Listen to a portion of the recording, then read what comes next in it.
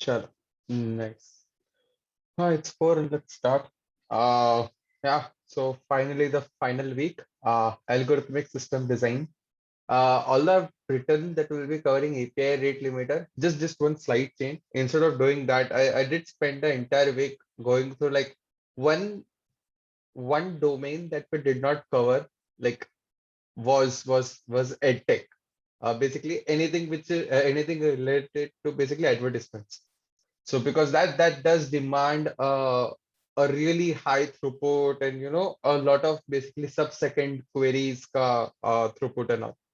So I spent the entire week reading about like what can I cover, what can I cover, and have started going through architectures, anything that I could find on the internet regarding tech. So many blogs, conferences. I went through so much of stuff, and then finally I conversed upon like, chalo, let's do this because like this would be fun. So what we'll be discussing is something about which I wrote an article about a year ago, and then I said like, why not? Let's do this because this is quite fun because it is like so what I was looking for was something which makes this system like an algorithm or a data structure that makes this particular system possible or this particular throughput possible. Like basically that's what the criteria of this week is, like algorithmic system design. So without that algorithm, that particular system was typically impossible to make or to scale at this level. So that's when what we'll be discussing is like impressions counting, right? So this is the first time that I'm covering it. It hasn't been covered in the first or second code. This is the first time. So obviously, every time I just try to make changes to a couple of statements. And this batch, I made 8. It's like for some weird reason, now I've covered 8 unique statements to this code. Because, like for example, API rate limiter is something this architecture is or the solutions is quite available. So I just thought, yeah, why should I cover that? Let me cover something more interesting about this. So the first problem that we'll be covering today is impressions counting. So I was just you might just see like a lot of company names, but this is exactly where this particular thing would come in handy. You'll see it in LinkedIn, Reddit, Google search, AdSense, InMobi, Twitter, Quora, Instagram, every single place. This particular thing is so widespread that anytime you are doing anything at scale about counting, you'll have to use this. It's like so widespread. So that's why I thought, "Ki chalo yaar, let's go for it." And then I started preparing material around it, and basically this is what we'll be talking about. Uh, Before we jump into this part, does anyone know about this impressions counting? Would want to share something about it?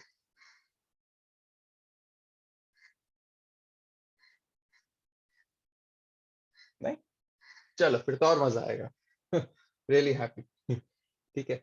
So the problem statement starts from the context of social network. Like for example, you made a post on LinkedIn. Yeah, I make a lot of posts on LinkedIn. What happens? People post ki I made a post. It has like 27,000 views, but only 2 people liked it. What kind of thing are you doing? And I like all those of like random posts. This goes for Instagram, to some extent YouTube, for all the advertisement sector. Like there is an impression. Like every time a post is being given the screen time where it is rendered on the screen, there is an impression which is made, right? And that impression is something like you might not get an engagement out of it. For example, you posted something on LinkedIn, you did not get any like or comments. But what you do see is that view count. Like this post was viewed, let's say 14,000 times, out of which like you got 100 likes or something. Right. So that views. How do you count that part? Or how do you store that particular thing? Okay. This goes for Instagram as well. So Instagram pe what happens is if you enable your business account, you can see a lot of creator insights, like how many unique visitors you had in last 2 weeks. You can do it on Google Analytics as well, right? So basically, this is something that we are trying to address. Like, how many unique visitors did you have on your post, or who have seen your post in last n days, hours, minutes, seconds, whatever you would want to go for it, like that particular account. So this is extremely critical. Like for example, this kind of insights for an advertisement business means gold. Like for example, if you see, if you have created a good ad, which means that the CTR would be, so CTR is the click-through rate. So click-through rate is the number of clicks your advertisement received divided by total number of impressions that were made on it. Now, how do you count that impressions? Like that's what the problem is. So a good advertisement would see a higher CTR, like higher click-through rate, while a bad ad might see a lower CTR. So even if, like for example, you are a creator and you want to see how good your post is doing, you would see what's the engagement of it, not just the like and the comment. Like and the comment would amplify the reach, but how many times was this post even viewed?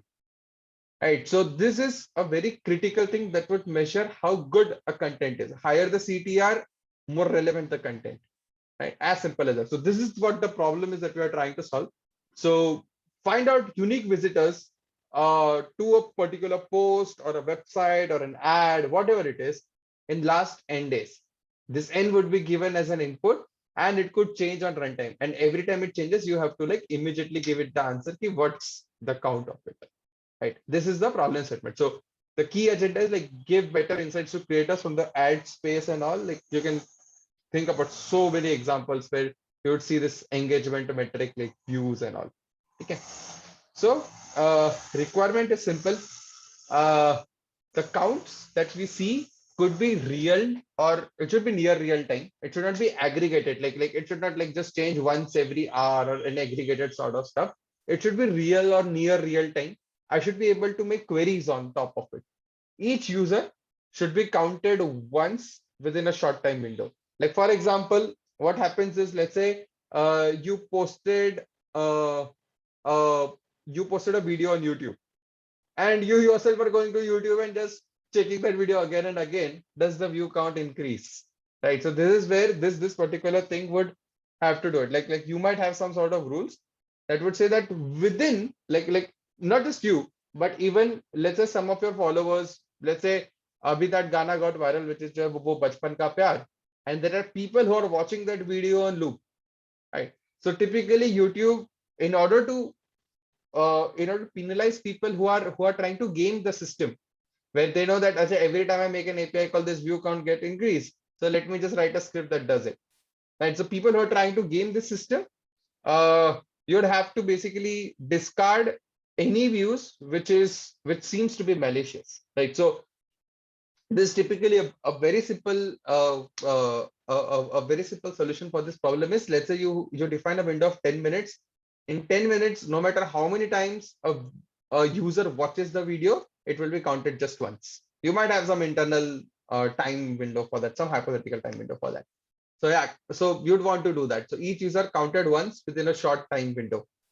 And the count may not be accurate, could be approximate, because obviously with the in the advertisement business as well, the cost of your advertisement is pay per click, right? It is a PPC campaign in which the number of times people are clicking on it, you would be paying Google that much of money.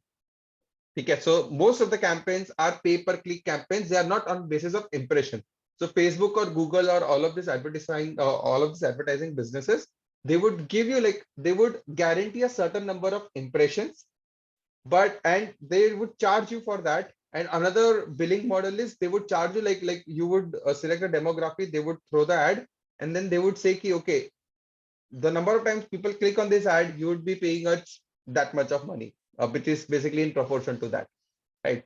So that's why the count can be approximate. It need not be like very accurate. Like it could be accurate for lower values, but lesser accurate for higher values, or something like that. But you don't really have to be like very accurate with those numbers, because like not a lot of things go haywire if the number is having some error part in it. So that's okay. And obviously it has to be real time or near real time, which means any event that happens, you have to process it within few seconds of its occurrence. You can't take a long time to process that. So basically batch processing is out of the picture. Okay, this is the requirement. Are all the requirements clear? जिसको नहीं है वो बताओ. because now we'll jump into brainstorming it.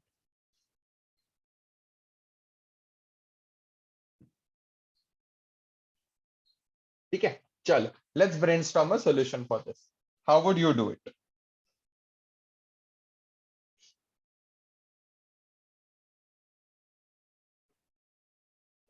Using a set maybe, because Correct. you want to track everything. Set, right? Because we want to track out unique users who did that. That's a great start. That's a great start.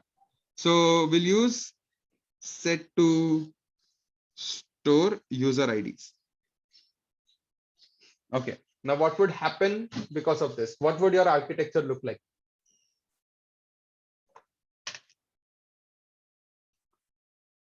You would have a user from which you are getting an event. The event goes into, let's say, your event service or something. And what it would do from here, what would be your next step? One more thing is where would we store this user ID? Correct. Right? So abhi event ke paas you made the API call, the event data is with the event server, with the event service. Now what's the next step? Where would you store it and how would it go there? Because what you need is, let's say you let's restrict this to a certain post. Let's say we are building LinkedIn or advertisement ID or something, some post ID is there, and against which you have to store the number of impressions. So view pay, you get like on this post, this user made some view at this time, something like that. Okay. So because this is going to be a write heavy system, then the first thing that comes to my mind is Cassandra. But would your event server or would your event service directly store it to Cassandra? So यहाँ पे directly database डाल दो. We can batch a certain interval and then write. So how so this basically becomes your key value store. So you would have post and then count, something like this. Is it? Yeah, depends what granularity we want. Right? No, but we want to store unique count, na? Yes. So यहाँ पे count के जगह what would you have? You would have like a set in which you are storing user ID. But then how would you store set?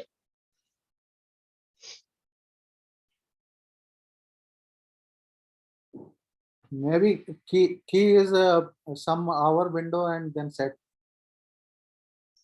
Okay, so keys, but then so post and hour window. Yeah. So post and some timestamp, and against which you have a set of user ID. So that doesn't get too much, and we create another hour, another row, and keep on adding into the set. If we want aggregated, then all those will be just count of that. We can store it in SQL way, like P1 user ID and along with timestamp. So tables, SQL tables, right, normal. Right. So post, timestamp, user ID, and here you would have user ID. Right, and before adding. Yeah, that would also work, but it's like writing too much on DB, it could be heavy, right? Yes. So we can do, I mean, reading Kafka, right? We can batch it at the application level, and after X minutes, dump whatever we have to database, right?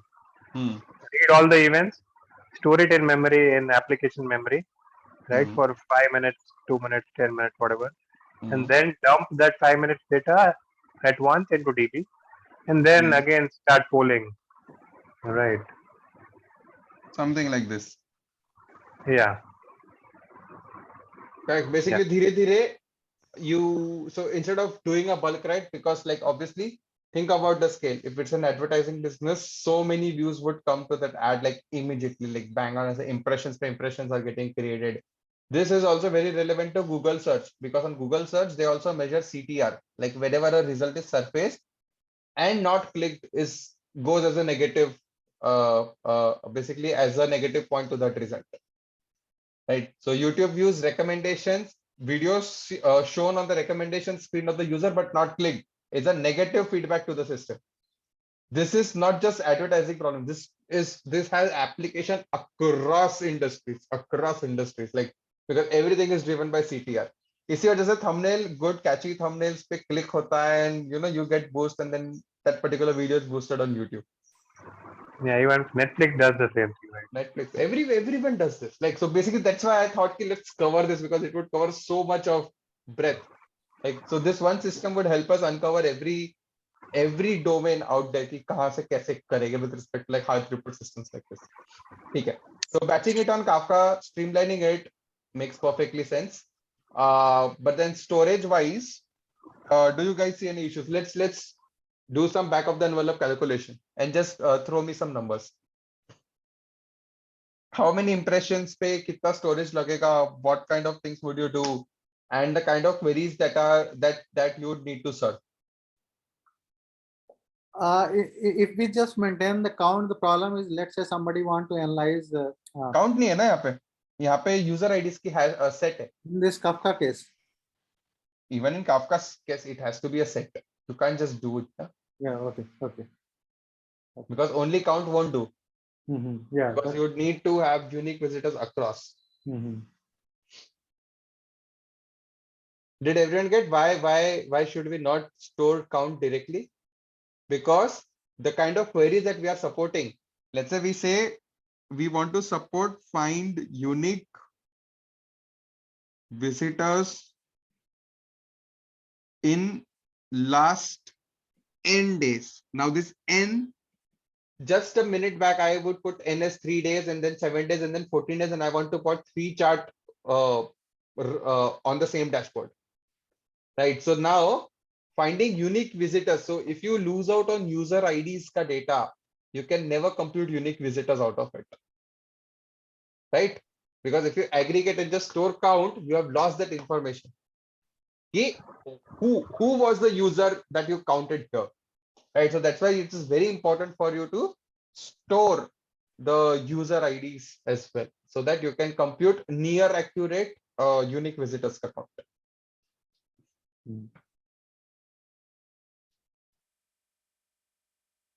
Now what would be the problem? Let's do some capacity, rather let's do some back of the envelope calculations and see what might go wrong here.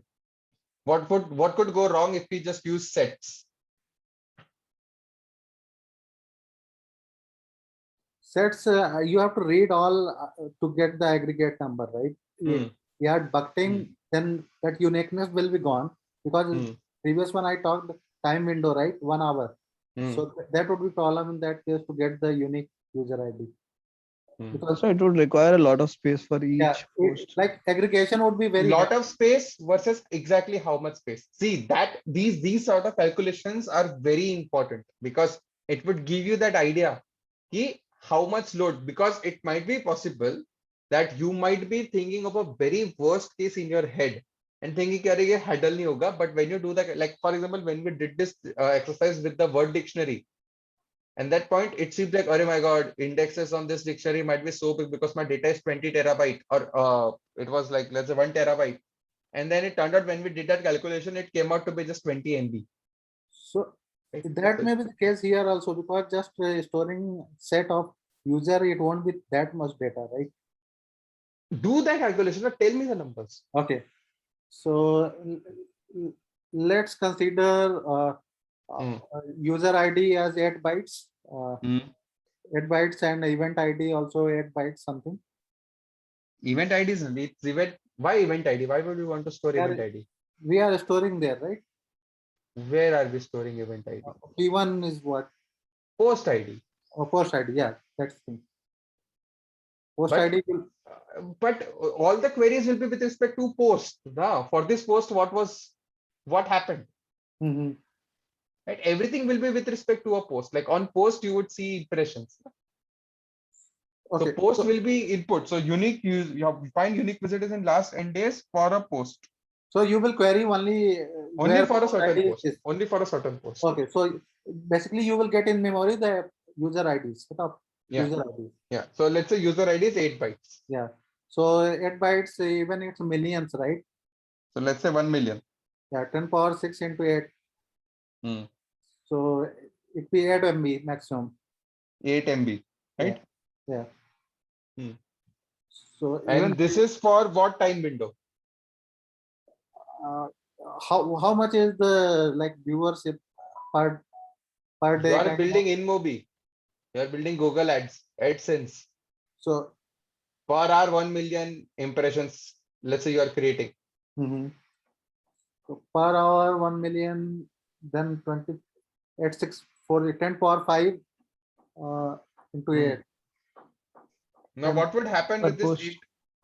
What's going to happen with this 8 MB? Now that you have 8 MB data generated per hour per post. So this became like per hour per post, per yeah. post is 8 MB data set. Right. Mhm. This is what you would be storing it in set. Right. Per day it would be approximately 80 GB kind of 10 power 5, let's say 8640 So 24. are you storing it on disk or memory? No, it's storing on disk, but when we have to give the result, we have to read in memory. So then it comes per day if we want. I mean aggregation.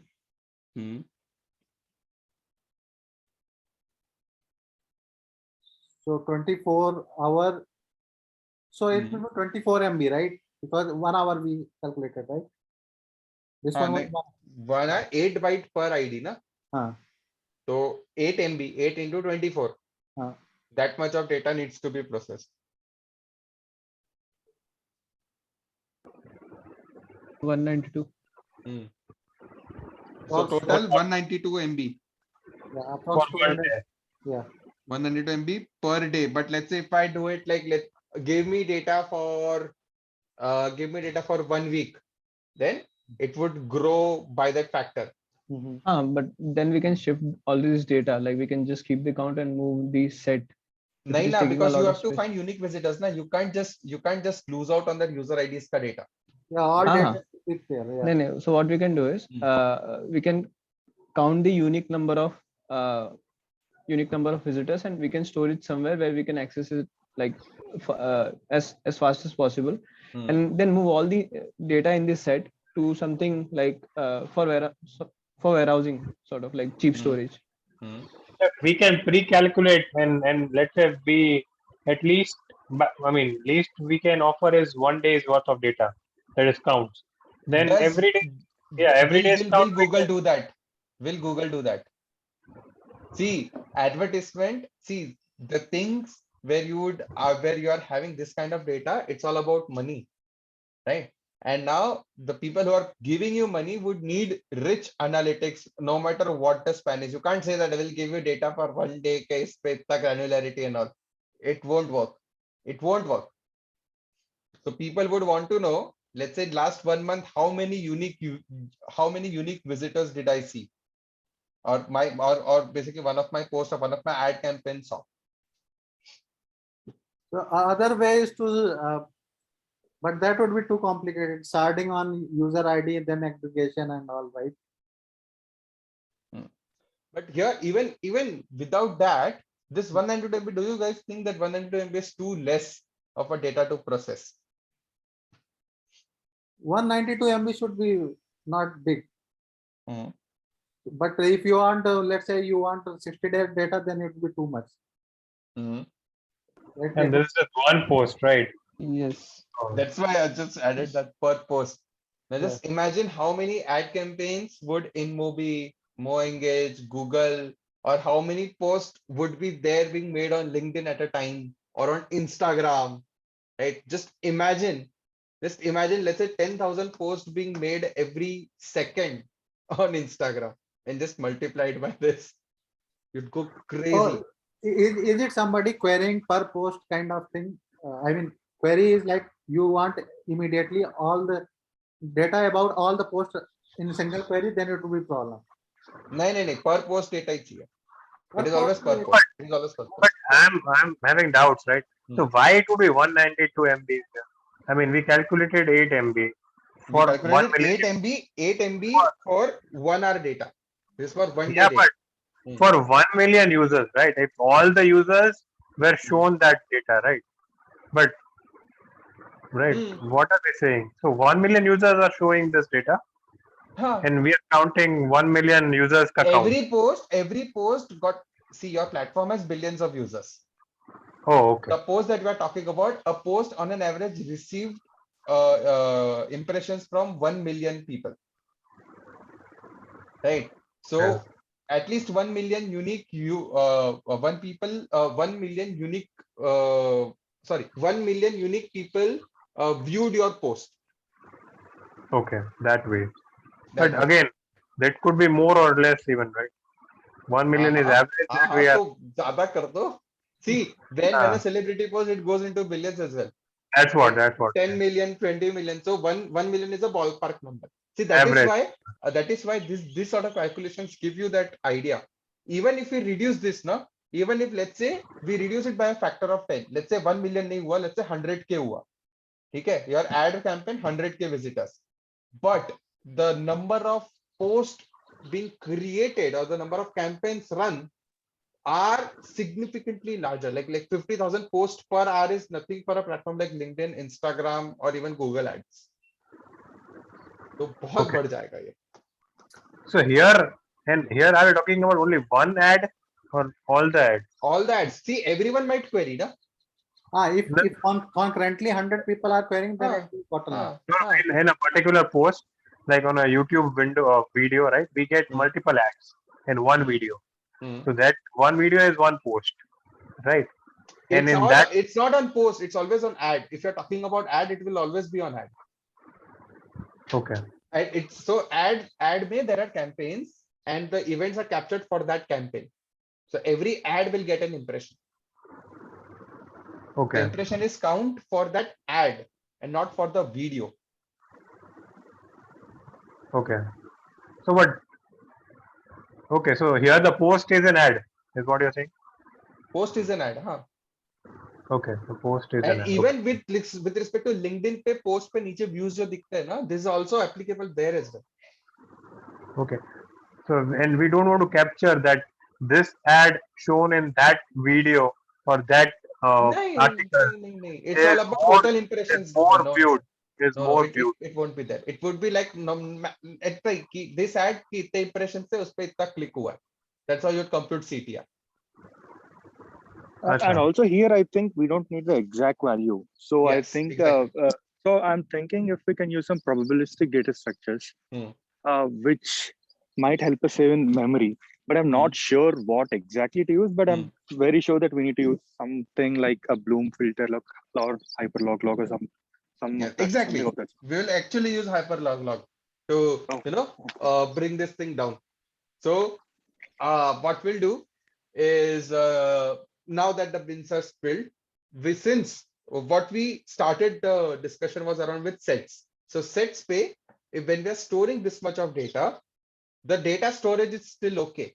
But the problem actually comes in when we are querying the data and this n keeps changing very frequently. And let's say I just want to analyze how my campaign went. So I can like fire 5 or 6 queries in like a very short time.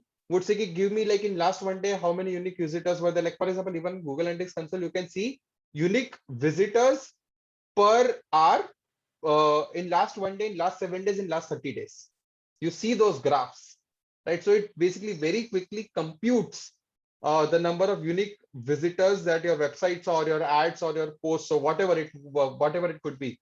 It would like very quickly identify. It would very quickly it would have to very quickly compute that particular part. Okay, so here we don't really care about the exact count. Like for example, what if in the UI I show like 1.1 million impressions versus I show that 109 something.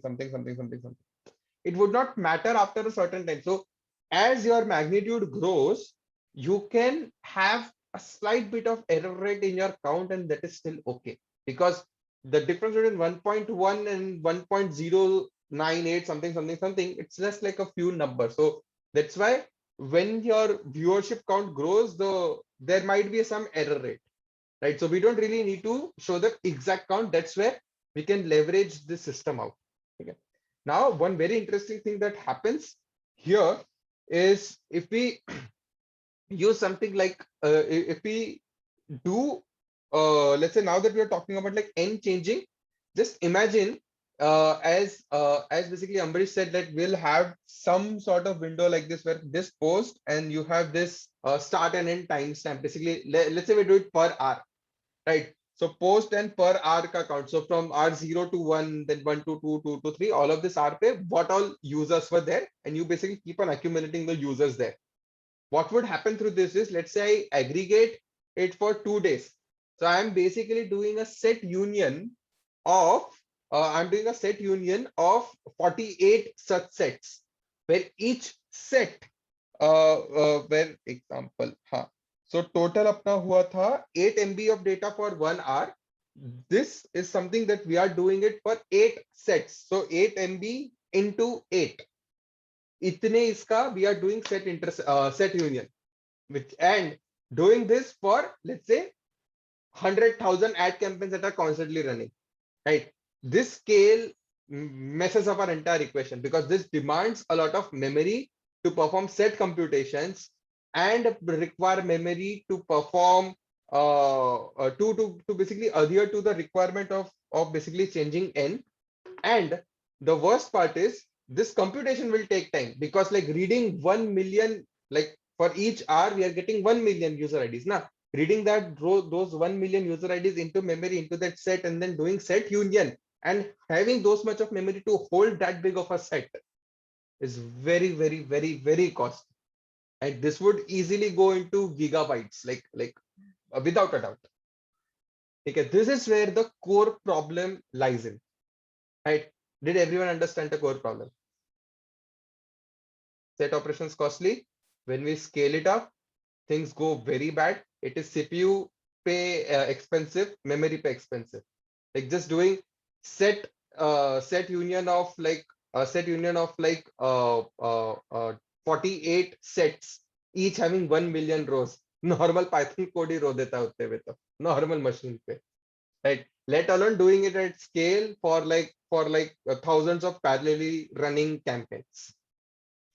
Okay, so this is where the problem is. So now one solution or one thing that we can leverage is that we don't need to serve accurate count. So rough estimate with some error rate is also good enough, right? So that's where some probabilistic data structures or approximation algorithms, like for example, in this one, we are using hyperlog. Will basically come to that part. We'll not go into the algorithm part of it. I'll point you to the essay which I wrote, in which you'll get a very detailed understanding of it. ये होता क्या है, ठीक है? So let's say what I'm doing is something that we already discussed, just doing it formally here. We can use a hash set of user IDs which is grouped by time. Let's say I'm doing it per day basis. Okay, this is 1 day. Okay. Now what I'm doing is per day basis pay. Let's say this is my post, this is my day, and on this day, these are the unique visitors which viewed this post. Okay. Now, which means that in a single day, if a user sees the post twice, I'll just count it as one. Okay. Now you can change the granularity. Instead of doing it at a per day basis, you can do it at a per hour basis, per minute basis, per second basis, whatever you would like. Okay. Here we are taking example of per day basis. Now here we'll have all the users who have viewed this post and is storing it in a hash set. Okay. Now, when we would want to find out total unique visitors across these 3 days, let's say 19, 20, and 21, we would do a set union of these 3 sets. When we're doing set union of these 3 sets, it is taxing on CPU and memory. And the time taken to compute this set union is also very high because it needs to store that big of a set that would hold up those many values. Plus, it would need to do that. Plus, the CPU cycles are wasted, so you cannot have very high throughput if you just have like a 2 or 4 core CPU. You might need a lot more CPU because this entire operation is both CPU intensive and memory intensive. Right? This intensive on both ends. So problem. Okay. At lower scale, let's say when you're just starting up, it's okay. You have sets and all, you do it with sets, having just like 1,000 impressions and all this, still okay. You can very easily do it. You don't need to have over complications or approximation algorithms and all, right? But when you scale this thing up to millions and billions of people or millions of ad campaigns to millions of users, this would start to become a problem. So I was generous in taking, like, let's say one user ID is an integer, so might take 4 bytes. but prior to this we took 8 byte as an example. But even if we take 4 byte as an example, so just storing 4 million integers would take you 4 MB. I'm not even counting the extra memory that might require to manage a set or a dictionary. Like that would be even basically that would be even higher to just manage the internal data structure of set and doing those computations and all, right? There would be something that would do that. So if we just store this part, and if we are worst, if you're just storing it in raw arrays, the memory has to be contiguous. That's even worse. If not, then there would be some structure like tree or something that would do this thing. It is kept sorted and all. Like binary tree might be the most obvious implementation of it, but then order log and insertion and whatnot, there are so many complications there. Okay, so if for 1 million impressions it's still okay, but there are massive ad campaigns that gets in like 10 million, 100 million, even a billion impressions across its lifespan, not per day, but across its lifespan, right? So then your data would grow into GBs just to, just to store that part, right? Not even doing this part, just to store this part, you would require the data around MBs and GBs. Okay, problem. Now making this efficient is where our solution lies. If we can approximate the counts, this particular category of problem is called as cardinality estimation algorithm. There are tons of algorithms around it whose job is to efficiently estimate the cardinality of a set, which means it assumes that you would have a set, repetition pay, no alterations would happen, and it would give you very quickly the approximate cardinality of it, or basically the number of items present in the set. Okay, this is the idea. And the algorithm here, which is the key, is called as hyperloglog. So the hyperloglog algorithm was built on top of Flageolet-Martin algorithm, about which I've already written an essay. It's there on my blog. Go through it. It's a very interesting algorithm. It's exactly a year ago that I wrote. Last year, August के आसपास से लिखा था. But I went through the entire paper. It was like such a beautiful read, such a beautiful read. I got like my mind blown about how amazingly those guys have done it. I have benchmarks and all. A lot of things are there. So just go and search for Flageolet-Martin algorithm, Arpit. You'd get my blog there. Okay, go ahead and read it to understand the internals of it. So just to put some context, how much memory do we save? Like that's the main part, right? कि अगर इतना discuss किया है, so obviously it should save some memory. Some क्या it bought a lot of memory. So let's say 1 million user views a post, and then you would require 4 bytes to store one user ID, which is what we discussed. So to store all user IDs of that particular thing would require 4 MB of space. With hyperloglog, HLL is hyperloglog. With hyperloglog, we can do this with just 12 KB of space. So 4 MB of space got reduced to 12 KB of space, which is just 0.15 of the original space. That's the beauty of it. Okay, so just imagine pulling out 4 MB worth of data and processing it versus just reading 12 KB of data.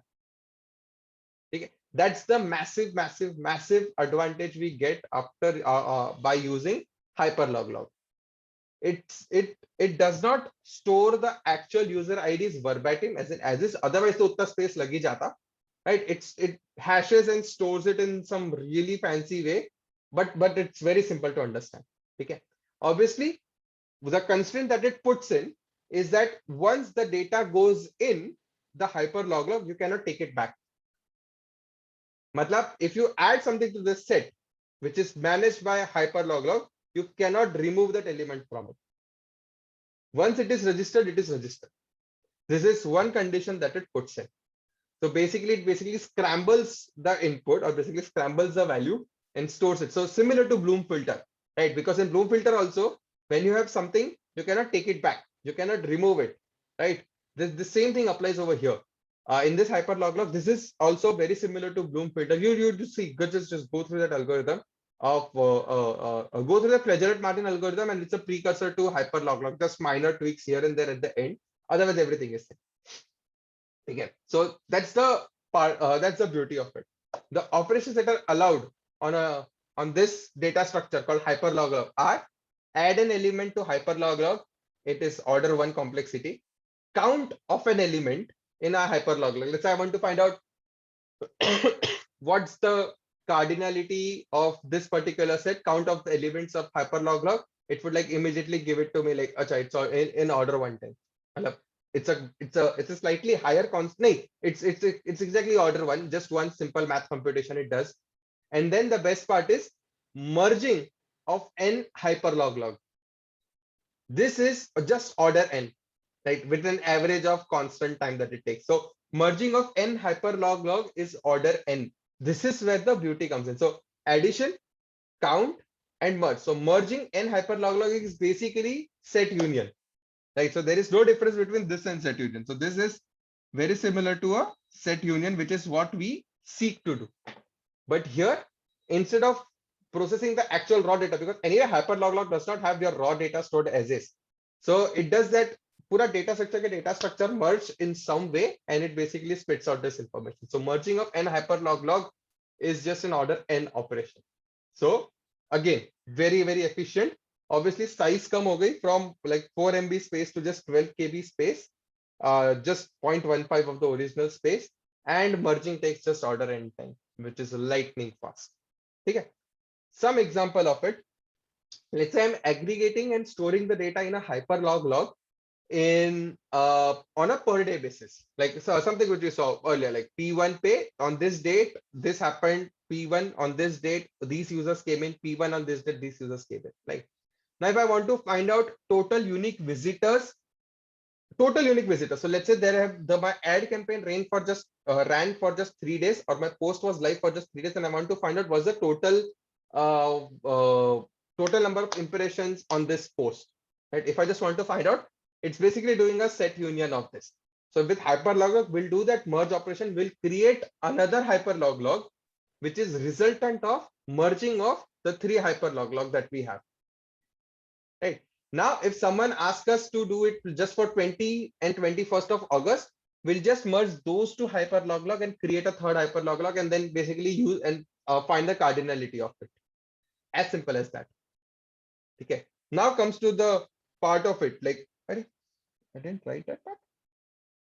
Okay. By the way, now just give a minute, Piyush. I'll take a question. Okay. Now, basically, given this part where we are doing this, where all of these operations are there, now comes the question ki karna kya hai? Matlab, would we write our own hyperlog? The answer is no. Redis already gives us this. So Redis has a data structure called hyperlog. So add command on a hyperlog is given by pf add. This is called as pf count, this command, and this is called as pf merge. You can just use these commands on Redis. It would store everything in memory so that processing is fast. It would manage this data structure for us and would give us these 3 very quick operations. Okay. Now, before you jump into the design, let me take a question. Yeah, Piyush. So it just shows the number of unique users, right? It wouldn't actually store the user IDs. It stores right? user IDs in a scrambled format. So we do not find how many occurrences of a particular user happened. It won't give us that. It would just give us cardinality of the set. Let's say this is the let's say this is my actual set, like A, B, C, D, E, F. Right. The 3 operations that are possible on a hyperlog are add, count, and merge. So if this is what a hyperlog looks like, you can just add one more element to it. Let's say G I add tomorrow. Okay, so from A, B, C, D, E, F, and then I added one more element, which is G. Okay, so then I can just make another function on hyperlog, which is count. So my count of this hyperlog would change from 6 to 7. But it would not store ki A kitni baar aaya hai, B kitni baar aaya hai. It would not store that. It would just store ki this is what the data that I have. I can only perform 3 operations on my hyperlog. Add, count, and merge. Okay, now, so if we want to fetch, let's say we want to merge 2 days of data, right? So we will just fetch the count and add them. No, we'll not merge the count. We don't do anything. It's the data structure that would do it. Acha. The data structure maintains the data for us. it hashes and finds the data. There are lots of interesting ways to through which it does that, but it definitely does not store the actual user IDs in it. We don't do anything with the count because like you will never know if you do it on the count basis and you manage it yourself, you would know. No, for example, when you're merging this thing, Repeated users हो सकता A, है. C, D are common. How would you even know that? समझा. Right. So we can't just play on the count part. So we need to somehow retain the information that a set has without consuming the space that set does. समझा. Makes sense. Got it. So similar to how Bloom filter does it with hashing of the keys and then storing it, it does something similar to that, but with a twist. Okay, through which it basically retains that information without actually consuming that much of space. But again, the problem is like we can't remove element out. Let's say if this is a hyperlog, I can't just remove A out of it. Okay, I don't want A anymore, I can remove. No, register hoga, register hoga. Once it is added, it is added. So that's why you would not find any remove operation here. The only job of this is to give you very fast what's the cardinality of the set. समझा. How is this different from count min sketch? Count min frequency के लिए होता है. For each count min gives you how many times each element occurred. Oh, okay. Right? Count min gives you that how many. So in a stream of events, how many times each event occurred. Okay. That's what it gives you. This just gives you set cardinality key on for this key. What's the cardinality of the? It does not care if, like, let's say my viewer A watched this post on this day 100 times. It would just count it as one. Okay, this is where it differs from count min sketch. Okay. Okay, so this is for everyone. Like there are data structures that are meant to address a particular problem by removing what's not important for it to solve. Like space was becoming a problem to do real-time analytics on this data. Right? I just want to do like last 1 hour, last 2 hours, kitne unique visitors aa gaye and all. Like I'll just show you now. Wait, I'll just show you. Share.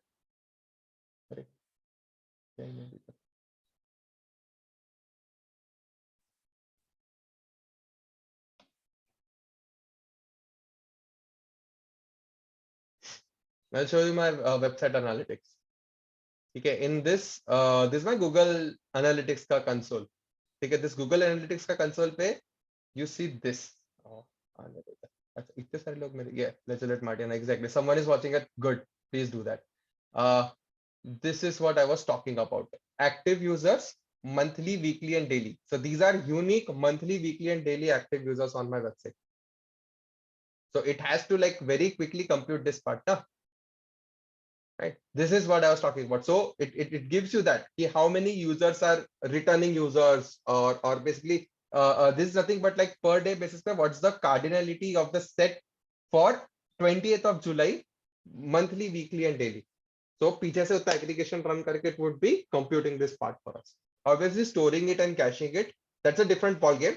But computing it efficiently itself is a problem. Just imagine like 6,452 people monthly visiting it, just like my teeny tiny website. Like there are people whose website who like Unacademy receives more than 50 million more than 50 million visitors. फिर वो कैसे करेगा? Right? Monthly तो 50 million cross हो जाता है. Now what? Right? This is where the problem starts popping in. Another example of this is this LinkedIn open करते हैं. ठीक है? LinkedIn पे let's say I can only see it on my post ना. Let's say this is the post I made. But here post पे if you see the like count is just 24. But यहाँ पे you see this views count ना 1670. This is coming from that flagellate Martin. This is coming from that hyperlog now. Okay. Out of 1600 people who saw this post, only 24 reacted to it. But for me 24 does not matter. For me कि कितने लोगों तक at least this post went. Sometimes that is a more important factor. So if a post is more relevant, you will see a very high ratio of like people reacting to it and the view count of it. right? So this is where the game is, right? So computing this efficiently becomes the key part here. Dot share iPad.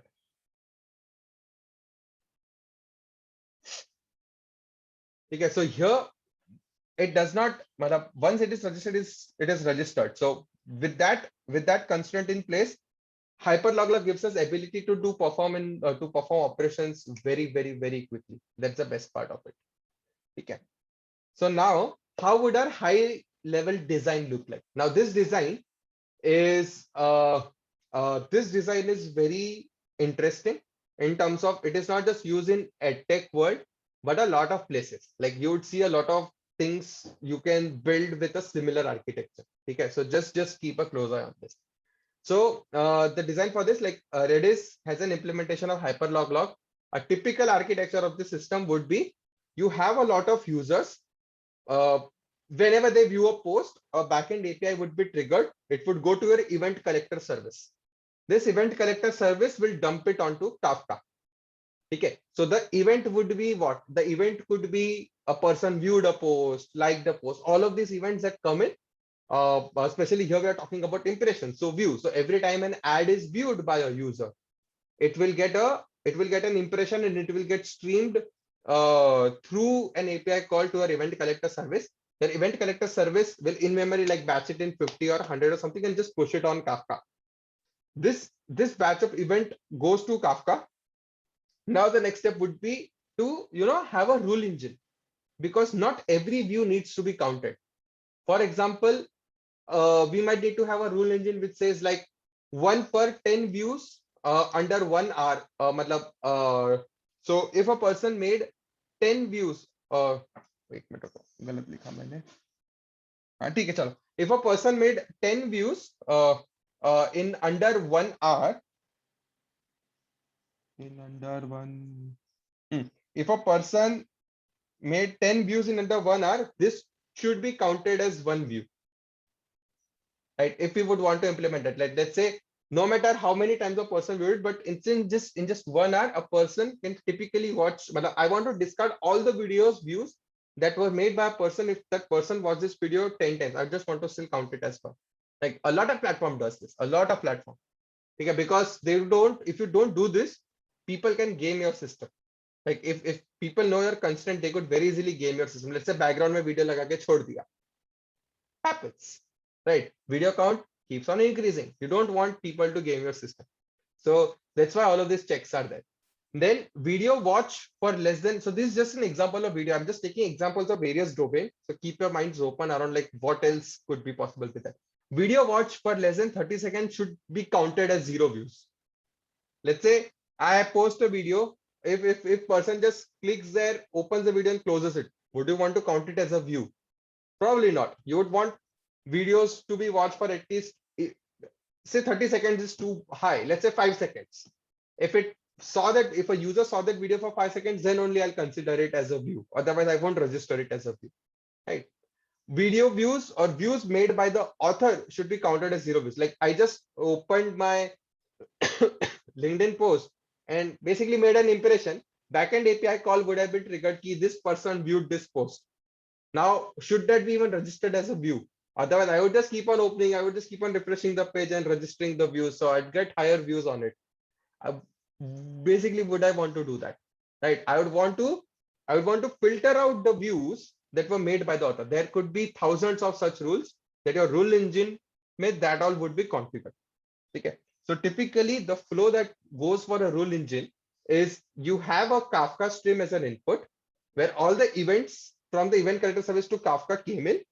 You would have a filter service whose job would be to act as a filter depending on the rules DB. It would read all the rules and it would filter out the events that are not needed, batch it and put it in a separate Kafka, or maybe same Kafka depending on the traffic and all. Okay, we would not worry about those details.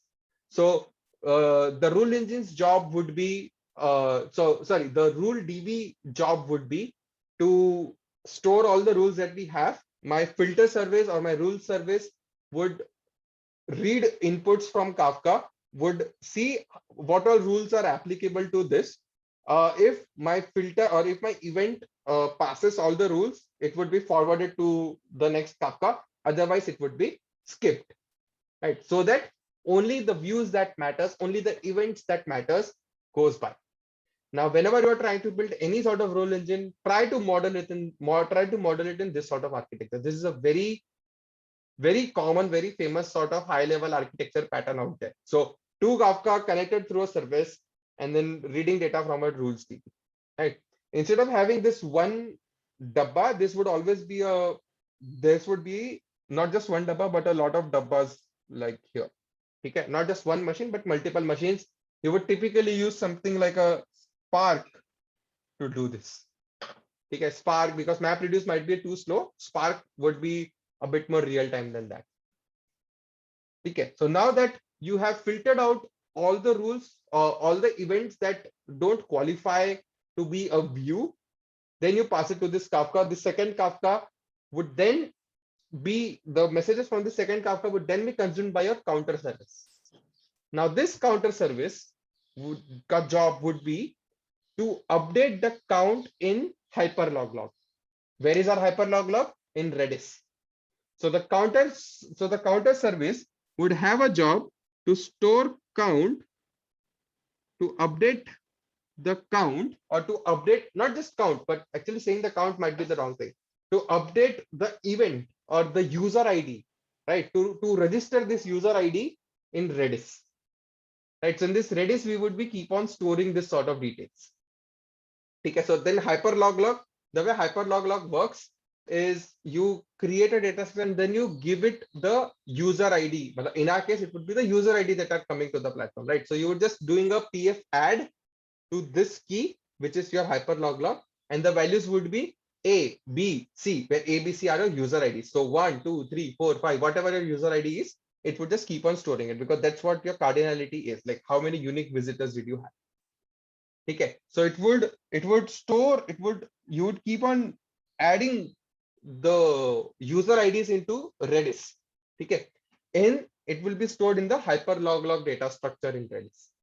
Okay, now whenever you would want to get the count, let's say of a certain day, of a certain hour, or some aggregation on top of it, you would just use this Redis, use either of the three operations, like PF add if you want to add it, PF count if you just want your count for the last 1 hour and you're storing it on a per hour basis, you would get that much of count. You would just do a PF count on that key and you'd get the cardinality of it and you'll return it.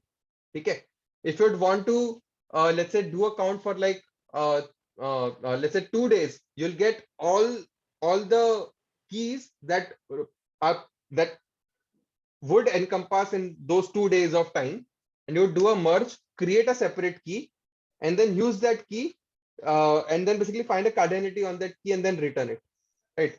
So for example, something like this, what we discussed the last time, this thing. So depending on what query are we firing, we would be picking that part here. So if you want to find out total, create this is nothing but your Redis key. This is your Redis key. This would be the PF merge operation happening on these Redis keys.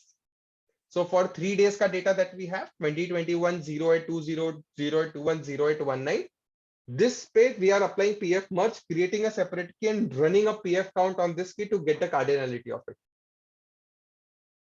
Clear? So whenever you are performing analytics, you might have to do a lot of PF merge and PF count. If the data is already not available in that granularity, you would have to do something like this. Okay, and this way you would be basically having an approximate count which is near equal to the actual count with some error rate here and there, right? So the entire HLL filter. So what would happen is, if you are storing out on Redis, like you would say Redis ki memory bhar gayi. So what you do is every few seconds, let's say every 10 seconds, you would take a full dump of that Redis filter. So that key ka dump and store it in, let's say, DynamoDB. This would, for DynamoDB, would be a persistent store because Redis down ho sakta hai and your data might be lost. You don't want to do that. So every 10 seconds, you would be dumping the data from Redis to DynamoDB. How would you do that? This is simple. So let's say I created a hyperlog log with a key, and then I can just run a get on that. Let's say get on my AHLL. Let's say this one of my hyperlog. Let's say it's called HLL1. So this is my first hyperlog which I created. So when I do a get HLL1, it would give me a big string that would be a byte serialized version of my hyperlog filter. Okay, so that particular data structure ka serialized version. And I can just store it in DynamoDB. So once every 10 seconds, I do that. And let's say some of the old post came in, and my hyperlog log counter, and basically this came to this counter. So it came to this counter service, and it said that do register a view for this user for this post for this hour. It would go to Redis. It would see, a key does not exist because the post is old. Key would have been evicted from Redis. Now what would I do? I would have anyway stored it, because once every 10 seconds the data gets dumped into DynamoDB. So from this DynamoDB, I load the data into Redis for that particular post, and then update the count to that particular post, well, to that particular hyperlog log filter. And then similarly, like after 10 seconds, it would be synced to DynamoDB. Very simple, straightforward thing. So every time I'd want to perform an update, I would want to register a view, I would want to add something to my set, to my hyperlog log. I'd always, if it is there in the Redis, I'd update it. If it is not in the Redis, I'll go to DynamoDB, bring it into Redis, and then update it. That's the flow. Okay, this way, all count plus plus or all set.add would always happen on Redis. Okay, and even if my Redis goes down, I would just be losing data worth of 10 seconds, because data is anyway synced to DynamoDB once every 10 seconds. Okay, so for every 10 seconds, dump HLL to DynamoDB. And for every HLL that you have, you'd have to dump it to your persistent storage. Okay, so the flow is count updated or key added, something like this. Key added only in Redis. If HLL expired in Redis, fetch it from DynamoDB and load it in Redis. For old, and this would come in handy if the key is already evicted. So let's say older post or older add campaigns or something like that. And once a while, dump HLL into DynamoDB in the DynamoDB. Count always served from HLL.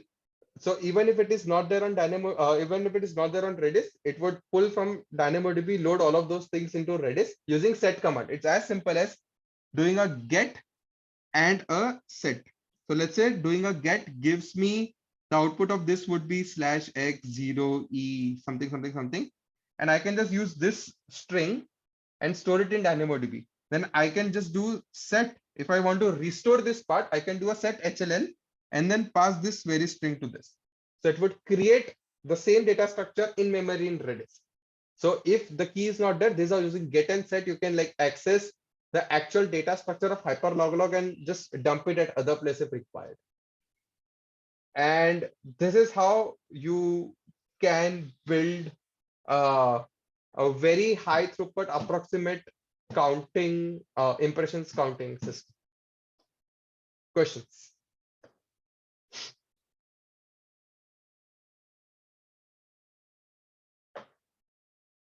होने चाहिए question पापा, इस पे तो होने चाहिए. You want me to repeat something? Maybe just quick question. So regarding the implementation, so for the YouTube example, do trigger event for every 10 seconds and register in the API server? Why 10 seconds for what? To check whether he watched a video for more than 30 seconds. So the implementation depends on how your client could be written. So for some case, like you might want to trigger one job every 10 seconds that would say ki the user watched this video. Like for example, every 10 seconds, you might want to register the elapsed time of the video. Right, and that could be stored like this user watched this video for 10 seconds, 20 seconds, 30 seconds, 40 seconds, and you'd be registering those parts. And that's how a total watch hours of a user is actually computed. Total watch hours of a video is actually computed. And still be storing as a set in IPA server, will just register and will have those computation at the filter level after Kafka stream. Take minute. Why that comes over your HLM? You seem totally confused.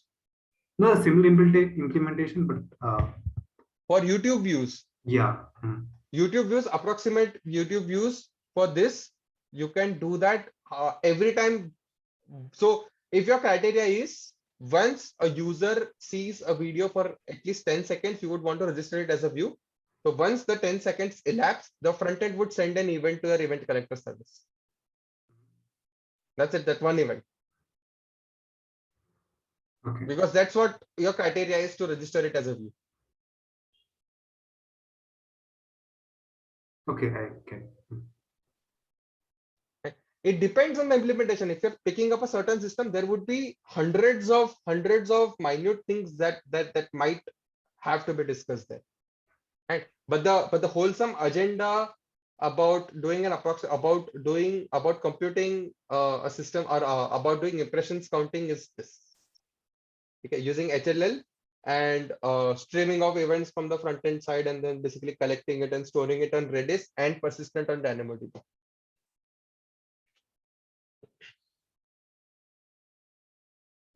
Any other question? या तो कुछ नहीं समझा या तो सब समझा, दोनों एक्सट्रीम है. चलो, let's spend some time on that. If in case you guys have any question, we can obviously discuss it tomorrow, right? So problem nahi hai. But I do think about everything that I talked about. And while I was going through this, while I was reading about this, I actually found out we at Unacademy are kind of using this. Basically, no one knew that behind the scene we were using hyperlog, but we were using some library that does this for us. And it is nothing but it is storing it in hyperlog, doing this sort of very fast aggregations for us. Internally, it shows everything in hyperlog, persistent on DynamoDB. We didn't know about this. So that's when I got the confidence catcher. This is exactly how it functions. And then that's why I thought of covering it. Yeah. Still, any question? Otherwise, we'll go on a quick break.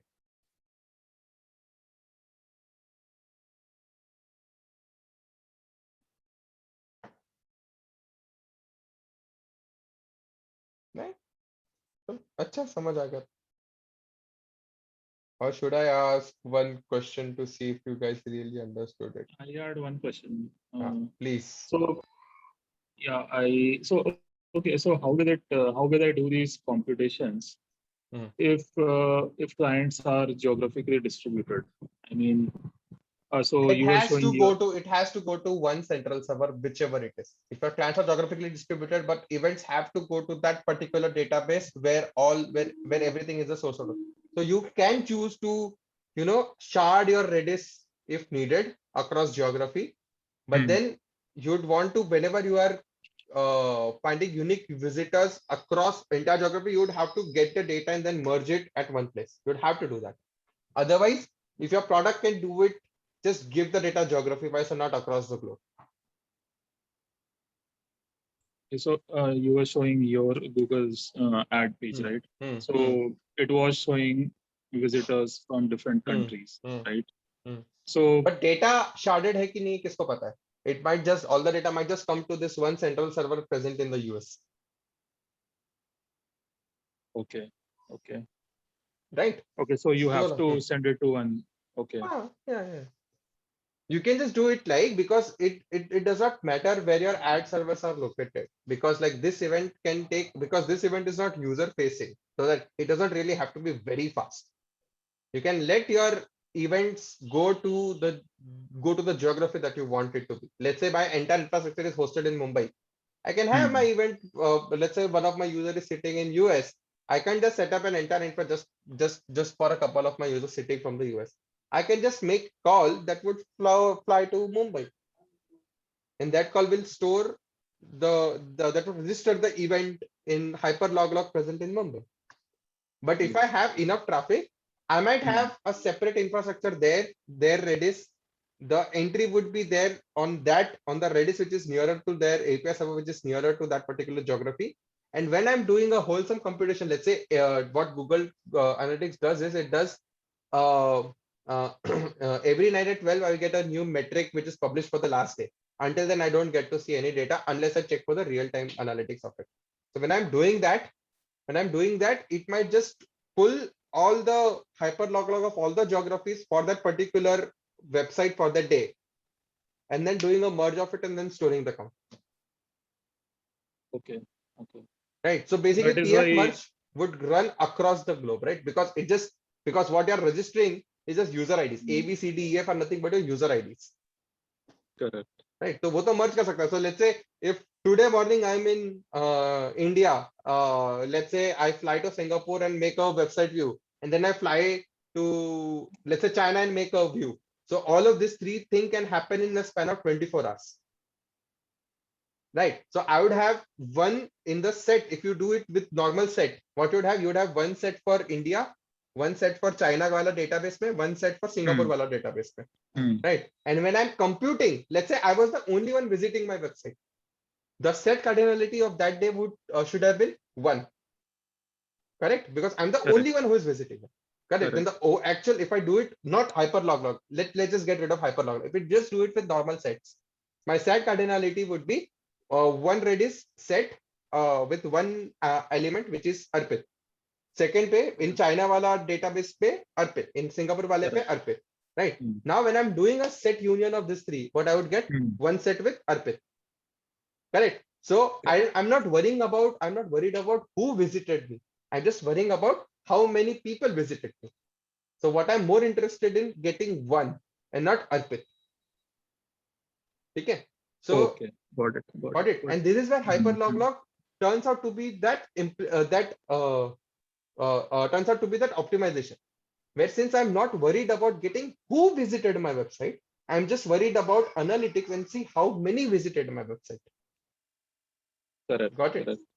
So that's why doing a hyperlog, I can just do a PF merge of the 3 HLL present on 3 different Redis, one for India, one for Singapore, one for China, and then eventually end up with the 4th hyperlog log with one cardinal tailnet. Okay. Yeah. More of like a bulk property rather than a client's. Okay. Yeah. Because we are not caring who visited my. Like for example, I knew someone was watching, someone was reading the Fraudulent Martin, but I don't know who was doing that. Right. So Google shows me how many people are watching it right now, or how many people have watched it, or how many people in last 30 days have watched a certain page. But I never know who did it. So it's more about how many versus who. Yeah, but Google knows that who did it. अरे Google तो पापा वो छोड़ दो, वो तो उसको सब पता है मैंने क्या किया है कल रात पे, रात सुबह दोपहर. Okay, so that's where now okay, next time I would explain like this if this works. So this was a good example. I don't care like if Arpit opened arpitbhani.me, what I was more inclined about, like only one people opened that part. So you can do PF merge. That's the best part of it. It still takes order of n time complexity to do it. Okay. Any other question around this? See, this is a very fun topic. It covers such a massive spectrum. Like let's just discuss. जो भी नहीं समझा पूछ, मजा आएगा. What if you want to get the like the user IDs of all the users that have visited? मतलब इसमें तो नहीं चलेगा. We would have to store it somewhere else. Correct. So now, when we were discussing this flow, we never discussed about what we were more inclined toward was just solving a problem of count. Now, when we're doing this count wala part, what we are solving is we are solving for real-time analytics, right? Because now instead of like that 4 MB of data, it just requires 12 KB of data, which makes it very fast for analytics and computations and doing all sorts of fancy stuff, right? We are more focused about that. But since we have event in Kafka, can we not have a separate consumer that stores it verbatim in a separate database? That basically what Vishal suggested, that Google knows everything. So you might just have, I'll just copy paste this part. So you might just have something like this behind us, because this is not the only thing which is driving this part. So this is your counter service. You might have a separate service which is reading these events from Kafka, maybe some service, some API server or something, that just storing the data in another database verbatim. What it is storing? It is storing the raw events. So post P1 was viewed by user U1 at time timestamp, and this was the OS, this was the browser and whatnot. And all of these events would have been stored. This could be stored in a data warehouse.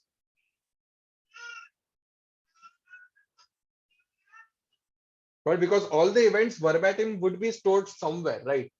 As is here, this was the event that came in. So this would be another flow. So there would be some source of truth that would still have all of these events raw stored. But is this something that we should be using to, perform analytics on top of it to find unique users across days, months, and years? This would do the job, but a little, far too slowly, right? We can use it for some other analytics. कौन से Other browsers को analytics ज़्यादा कर use लेंगे किया उसमें से. वगैरह वगैरह. Correct, correct. Exactly. So this is your data warehouse for which you can store it like anything. Sorry, you can use it for analytics like anything. Ki, what's the user journey? How frequently is a certain user visiting this website? तो उसके search result में ये website ऊपर डाल दो. Something like that. Like obviously Google would be doing all of this fancy part. Right. Now let's say if tomorrow you open Google from a different browser, Google would throw an email, a security alert. This is the first time you have logged in through Brave browser. Are you even Arpit? Something like that, right? सब इधर से चलता है.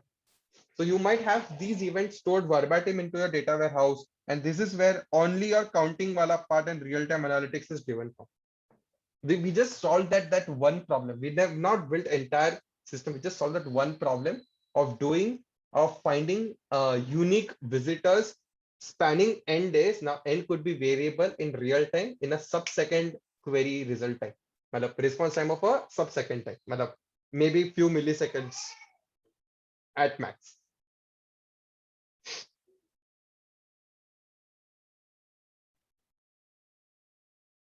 Okay. Anything else? If user is not logged in, so he'll be not Anonymous having user users. ID. Nice. Now what would you do? Anonymous may be same set of things. So anonymous users pay, you would not have user ID. You might have some anonymous user ID, which might be a session ID. So every time some anonymous activity happens on any website, like for example, my website do not have, like for example, my blog do not have a login, right? But Google still shows me unique visitors. How? Because whenever Google Analytics ka client gets registered, if there is no user ID provided to it by my SDK or by my website, it just picks a random ID to that user and stores it in cookie. So that's the randomly generated unique ID for that particular browser. So now, so long as that cookie stays in the browser, it would know that this was the anonymous user that was making the call. So it can still do persona matching of my user without me even being logged into the website. So I can just refresh my cookie and keep logging in, so it registers. Those many unique users will be created. IP storing the IP would help. But थोड़ा सा IP बचेगा. बहुत थोड़ा सा, not much of an optimization. We tried that. We also, Unacademy also has anonymous users. So I built that system. वो नहीं काम करता IP वाला because IP changes too frequently. You can't have IP level checks. Cookies where people don't change anything, but a lot of people have VPN sort of tools, or they are behind a college proxy, or they are connected to mobile network. Let's say Geo IP changes once every 3 hours in certain areas. तो वो सारे users आ जाते थे. तो we thought कि अरे our platform is growing, so many users coming up, and eventually when we altered this part, we saw a drop of 20x, and then we found out कि this was happening. अरे बहुत interesting चीजें होती है दुनिया में. So how is this Apache Pinot they say that they do real-time analytics? Is there this use case can be No. They just do distributed computing. That's it. Apache Pinot does distributed computing. That's a very separate topic. Class के end में discuss करते हैं उसका. Okay. बहुत अलग जाएगा उसको discuss करना.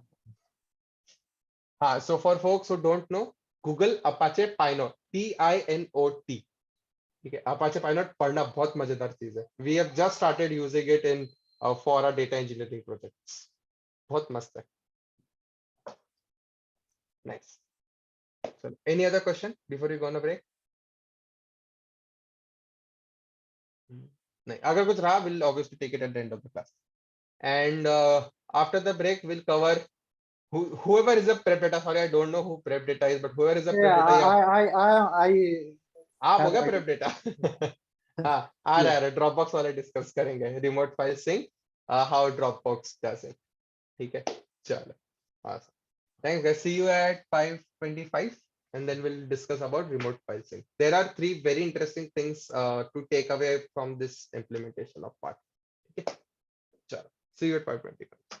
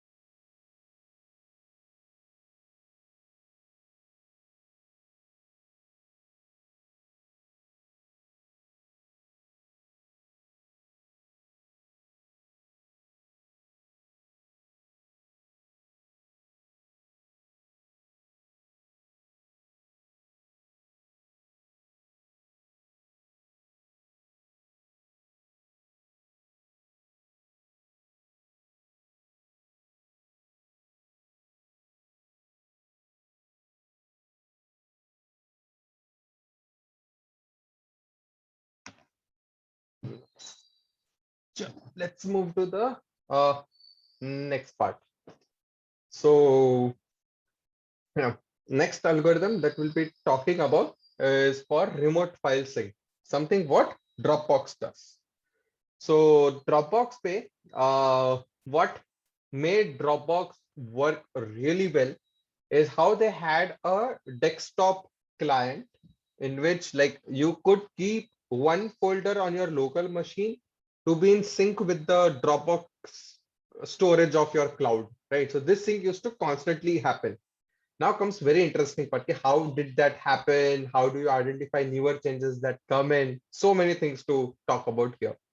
And obviously downloading and uploading, because like you can drop in even movies and massive files of 5 GB 10 GB into that folder, and it used to sync to Dropbox cloud, and vice versa, someone uploading 10 GB to the Dropbox cloud getting sync with your local client, like someone directly, like you from another device directly uploading it to Dropbox cloud, and when you open up your this browse this folder on your local machine, you would see that file here, right? This is what we'll talk about. So keeping large files in sync is a very interesting problem that Dropbox tackled, and we'll see exactly what did they do. So building Dropbox is like very simple. मतलब अभी देखते लगता simple है, but at that time that was revolutionary. So user might be talking to Dropbox. You would have a storage space on S3 or any blob storage. Like they have their own infra, but let's take an example of S3 or something if you're building Dropbox today. And it's simple. Like your user could have multiple devices and map data needs to be kept in sync. So making things faster and using the bandwidth judiciously, like using the user's bandwidth judiciously is your utmost concern. Because like let's say if you are downloading a file which is 1 GB and let's say it failed at the last MB ka copying or downloading, would you download the entire file again? That would be a very poor choice of that would be a very poor decision that was made by the engineering side. Like you would not want to do that. So that's where we'll see how that these guys did. So obviously the answer that everyone knows is chunking. Like basically chunks solve all the problem. So okay, this is the usual flow that we already discussed, where signed API directly goes to S3 and all. But this is something that you cannot do, because if you have a signed API flow and you directly go to S3 and all, it might be a poor choice, because like you might be missing on a lot of optimization that your API servers can do. So we'll come to you'd want to keep optimizations at your end and use S3 as a raw store. That's it. So just taking it through your API server might be a good decision when you are building a very reliable service. So now comes the part. Okay. So what Dropbox did, and this is taken verbatim from the Dropbox tech blog. Okay. But obviously for some strange reason I've done it. So an academy has implemented very recently, has pushed this optimization where recordings, class notes, and all of these things are downloaded through chunks. So we just very recently built something very, very similar to this, so that to make things faster on our end. So the idea is simple. Let's say there is a video file of 14 MB called video.avi. So Dropbox, what it does is it chunks the file into 4 MB blocks. Okay. So when you chunk a 14 MB file into 4 MB blocks, you get 4 MB, 4 MB, 4 MB, and 2 MB. So 4 MB is the maximum size of a block, right? And obviously this is tunable, but they have done it at that time with the kind of resources that they had. That said that 4 MB is a good amount of thing for it. Now each of this block is then hashed through a SHA-256 algorithm, and then you generate a list of hashes. So for each block, so 14 MB file split into 4 parts of 4 MB, 4 MB, 4 MB, and 2 MB.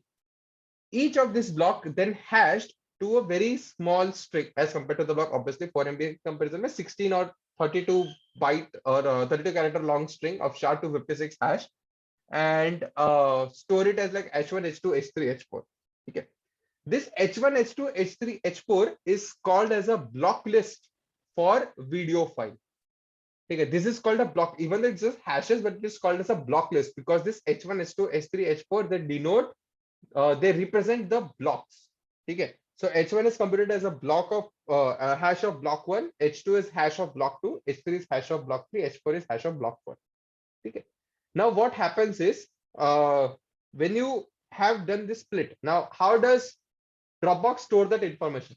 So Dropbox has a database called file metadata DB, in which there is namespace ID, which is your account. Let's say your user ID. Okay, that's your namespace ID. You have a relative path, as in on which path does this file exist. Then you have a block list. Block list is nothing but the list of hashes of blocks of the file.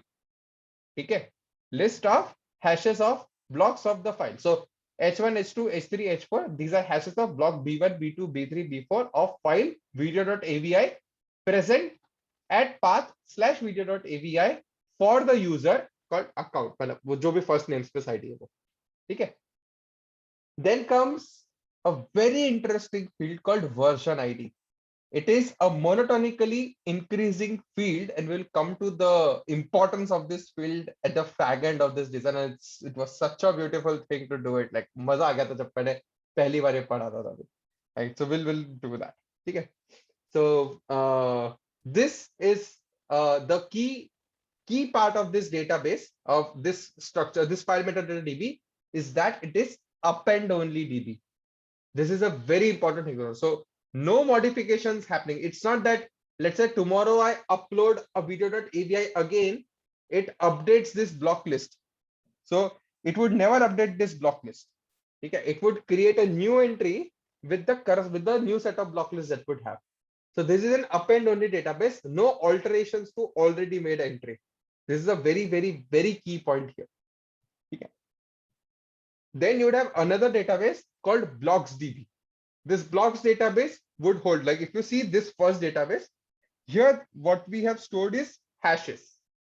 So where would we store the information of the blocks like B1, B2, B3, B4? It would be stored in blocksdb. In blocksdb, it would be stored as for this account, for this hash, this is the block. Okay.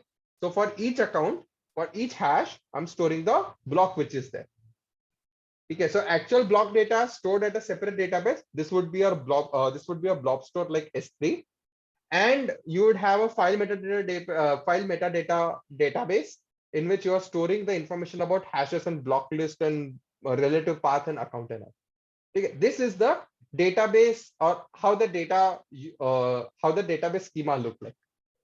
Okay, now the way upload happened is very simple. So your client is your desktop client, which is running as a daemon process. Okay. So see, that is your client, and you have a meta server which serves your metadata DB. There is a block server that serves block database, that 4 MB blocks wala part. Okay. So let's say I want to upload a new file. So what I can do it is I can take that file on my local machine. Instead of going to the browser, I'll have a folder sync up, right? So I'll just copy that file into that folder. That file would then be automatically synced with my Dropbox cloud. Okay, this is the upload flow. Now what would happen is when I'm copying this file from a different folder to this Dropbox folder, my client would detect here a new file added. Now, what I would want to do is I want to store this file onto Dropbox cloud.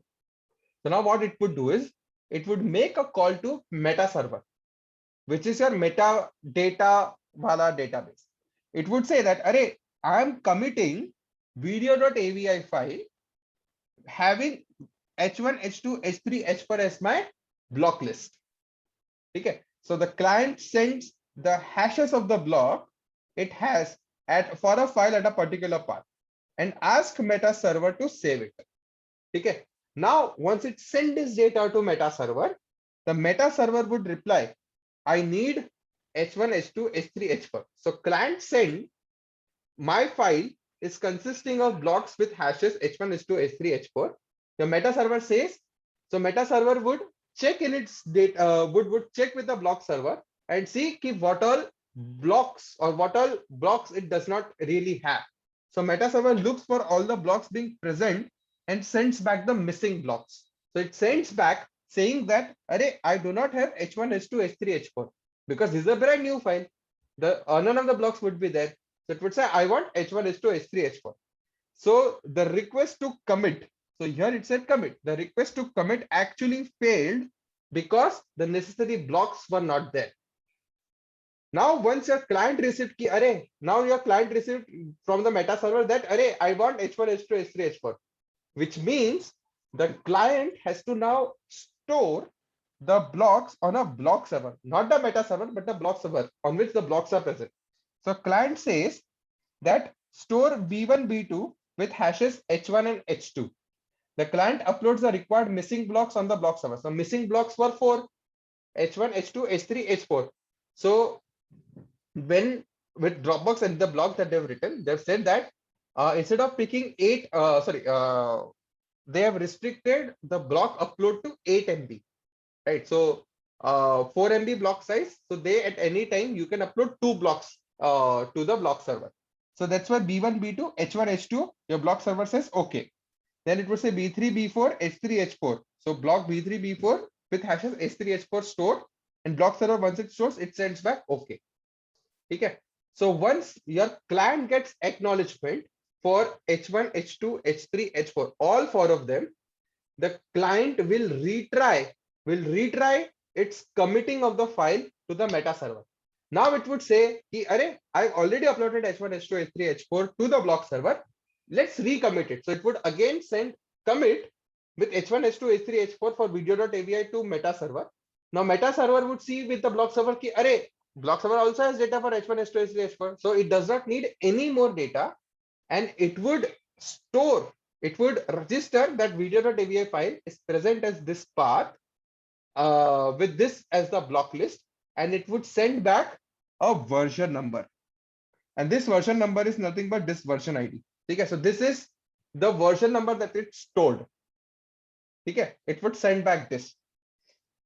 So once it stores the file, so the blocks are uploaded 2 at a time, and the client waits for a formal acknowledgement from the meta server. It has stored everything that it wants. Okay, so now speeding up upload is simple because you have split the file into chunks.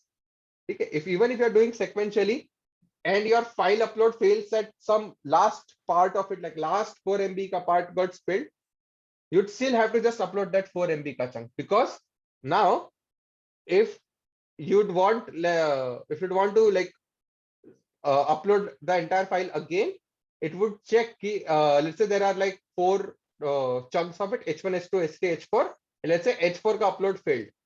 Now your meta server, when you're resyncing the file to the cloud, it would check and see ki, array, H1, H2, H3 hai uske paas. What is not there is H4. So it would say, I need H4. So our client would go to block server and upload H4 and block 4. It would get acknowledgement for that, and then it would again try to recommit it. So this way, it saves the bandwidth of the user, and it does re-upload only for the blocks that are not there with the block server. Got it? Any questions here? So how does it recompute the video from these blocks? I mean, merging of the blocks, they are just bytes. So merge kar do. That's it. They just put into a file. Yeah. Contiguous. That's it. Because okay, these are actually contiguous memory. Basically, these are all the contiguous blocks. Na? Ek ke baad pe, all are placed continuously. So they just do a file merge and save it. As simple. And the other question is, it's a video, right? Let's say I have a file which is let's say 10 MB, and tomorrow I edit in some between, because I let's say I open the Dropbox and I edit it and then save it. Then how will client know that which block got changed? I mean, right? I wrote some. उस पे आते मस्त है वो. मतलब अच्छा point बता आपने, उस पे आते. ठीक है. This is exactly where we tackle that. How do we download? So someone changed something on, like let's say you have 2 clients. One of the client changed something. How does it know कि यहाँ पे भेजना? ठीक है. Now before we tackle about updates, let's just quickly spend some time and talk about like download, like raw downloads. Like 2 clients, one client uploaded a file onto one folder. So these 2 folders, so 2 folders in Dropbox cloud, these 3 are in sync. One client updated or added one file over here. This got synced to Dropbox cloud. How will this third client know about it? So the idea is here the most interesting field comes into the picture, which is this version ID. So this version ID is a monotonically increasing version ID.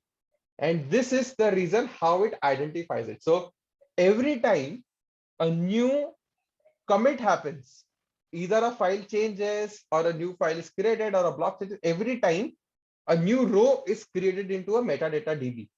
And this version ID is monotonically increasing for an account, which means your client, when it got the version ID, it would say that this is the version ID till which I have the data. Okay. So it has like 1 to 14 ka data. Okay. So 1 to 14 has objects till 14. 15 is the new one added. So now what would happen is your client would send a request to a meta server saying, Array, I have data till 14. Did something change? So your meta server would say, Array, you have data till 14, but the latest entry in my file metadata DB for your account is of 15. So something changed. So meta server would say that it would send key, what's the namespace, path, version, and block list for the 15th entry. This is the best part of it. So any updates that have happened can be captured through this version ID, because this is an append only thing. It's not updating the historical entries. So let's say if I had a video.avi file, let's say I've edited something in that file and updated it. Okay. And now it has blocks H1, H2, H5, and H4. Okay. So the third block got changed. Now, when it found out third block got changed, instead of updating the existing entry with H1, H2, H5, H4, it did create a new entry called video.avi, H1, H2, H5, H4. Okay. So the version ID would be 2. The client, the old client will have version ID 1. It would check with the meta server. Meta server said, Array, mere paas to version ID 2 is the latest one. Array, you need to sync something back.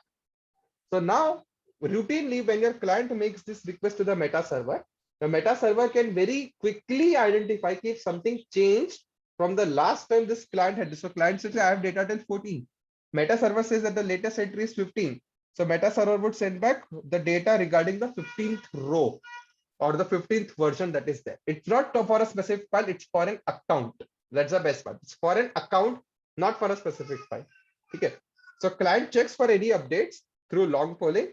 And when new changes in meta server, when any new changes are there, the meta server sends the detail.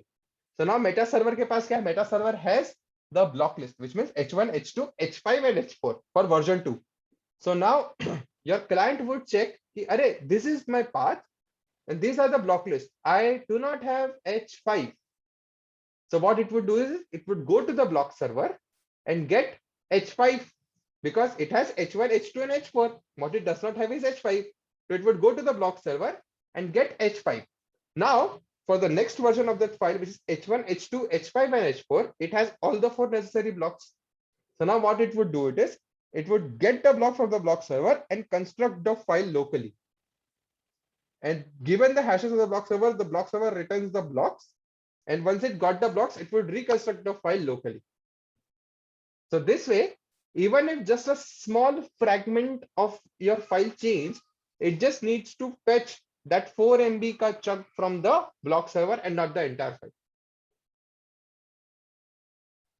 Okay, and isse your client. So this beautifully solves the problem of identifying if something changed in your account, right? Because since file metadata DB is append only, every time a new row will always every time a new row is added. So if a client is there on version 14 and if your cloud is on version 15, it would know ki array yahan pe to 15 ho gaya, so give me newer details. So your cloud will send back detail for 15. It would update and then it would say ki I have data till 15. It would update it locally. Okay. Yes, Piyush? So a good hash function would be of n, right? क्योंकि उसको पूरा data Yeah, it's you can think of it like it's on disk. A normal checksum. हाँ, but checksum भी पूरा data देखेगा, right? You look at the whole data. अगर बीच में पूरा ही देखना पड़ेगा. So you'd split, let's say you have 14 MB file, you can like very easily split it at basically 4 MB chunks. For that 4 MB chunk, you can very easily compute hash of that 4 MB ka chunk. This is very quick operations, like a little CPU heavy, but very quick. You're not encrypting it or something because it's not lossy. You're just computing hash of it to identify do I have a data of it. That's it. It's a very, very quick thing. Yes, Sanjay?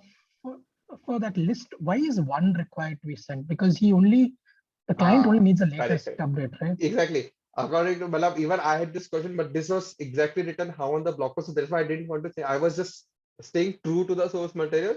But if you see, I would really not need one over here. It's just that I need 14. I have data till 14. Give me like aske aage ka. That's how it should be. But they have specified cap data from 1 till 14. Not sure why, but this is exactly the diagram that they use.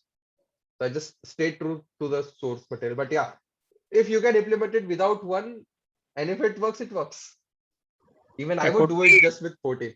It could be the other clients, one of the file is corrupted and that block is missing. So when they say send a request that I have a list of not 1 to 14, but 2 to 14. The first block is not, probably.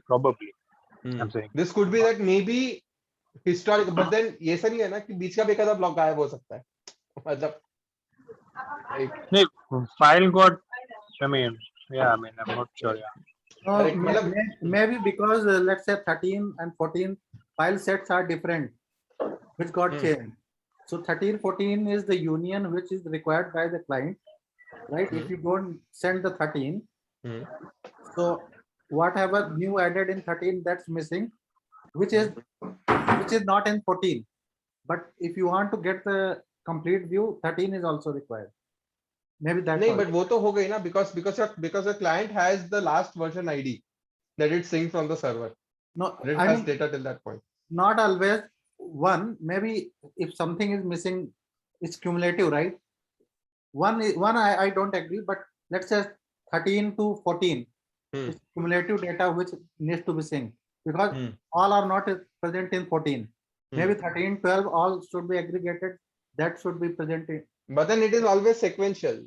Could be. We might implement it. We might not know the edge case because of which they might have added one. Yeah. But if we not one, even maybe till now we have never where reached this point. Right. But anyway, they have that much, right? If they send that this much till now, this much I have. So anyway, they will sync from there, right? Yes. That logic. So if they modify a file, right? Like one of the client modifies one file and it had blocks 2, 3, 4, right? So the new blocks would be after 14 or what? It will be no. Blocks uploaded onto block server. When a file got uploaded, it will be, so whenever you commit a file to meta server, and if the commit is successful, it will always be a new entry in the database. Okay. That's what I explained. So let's say H1, H2, H3, H4, H3 got changed. So for the same video.avi file. So if the database, after it commits again, the database would have two entries, one with H1, H2, H3, H4, and second with H1, H2, H5, H4. Okay. So every time a new entry is created for every set. So this is similar to Google Drive pay. When you upload a file, with the same name, it asks you basically keep it as a separate version or keep it as a separate file or something. This is exactly that. Okay. And for every file, there'll be mapping. These are the blocks for this file. Yes, वो तो है ना, यहाँ पे वो तो stored है ना यहाँ पे अपने पास. Yeah. So for video.avi, I have this thing, but this would be for the first version. For the second version, it might be same account / video.avi H1, H2, H5, H4, and version ID is 2. Okay. And here block lists are stored in sequence or blocks? Blocks are hash wise. Acha, these blocks H1, H2, these are all always in sequence. Always in sequence. Okay. Always in that order. Yeah. So that's why H3 got replaced with H5. So H3 which got with reply. Yes, exactly. Okay. Maybe they can add a sequence number along with that. क्यों बड़ा कर रहा sir payload? Okay. Okay. And the same design is done for directories as well, right? Yes. Same thing. And mostly actually directories where you don't really need to have any updates or any specific entry for that, it can just be handled at a path level. And maybe create a separate database or a separate table to store all the directories information or something like that. Maybe one for file and another one for directory, depending on the path which is given to that. Something. There might be other ways to handle it, which is, and obviously that's not big of a problem. There are 3 ways that I could think of handling it. Directory. Once by not handling it at all. Second, by every time I am getting a commit request and I'm making an entry onto this file metadata DB, I'm just processing this path, similar to what S3 does. In S3, you can give any random path, even if the nested directory does not exist, it would create those directories for you. And so you can leverage something very similar to that.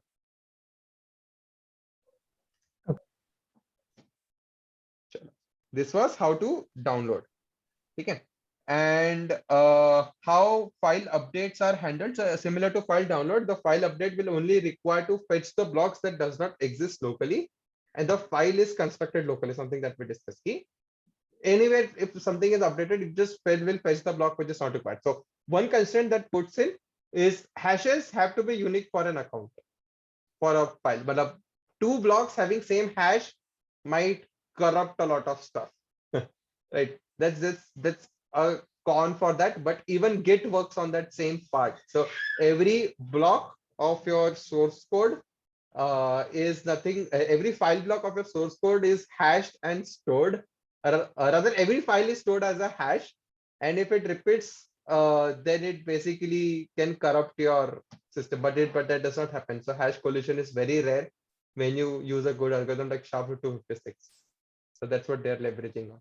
So how to get if a new changes that needs a sync? This is very important because through this you can design so many systems that require you to find out if something changed, right? Whenever you want to find out if something changed, then I want to do this. If something changed, I want to do this. You can actually leverage an append only format, right? Not log structured storage to be precise, but any database where you are not updating the existing entries, you are creating new entries always, and leverage that to find out if any new changes have happened. Like let's say you'd want to find out new messages on WhatsApp, like if you received a new email or something, right? So new or best example, you are scrolling Twitter and you suddenly see this see new tweets ka button that pop up over, or on Instagram you see that new post ka button that pops up, right? Something similar you can build through this. When you would want to communicate if something changed, you can always leverage something very similar to append only file metadata. So this is the core building block that you can leverage, to design similar systems. Similar as in whenever you want to find if something changed on. Okay. So yeah, due to append only, it becomes easy to get newer changes, file updates and all. So let's say the version is ever increasing. A client is on version 100, server is on version 120. So it needs to sync and fetch the 20 new rows that are added. Simple. And by the way, this is exactly how replication also works. So here, why would we?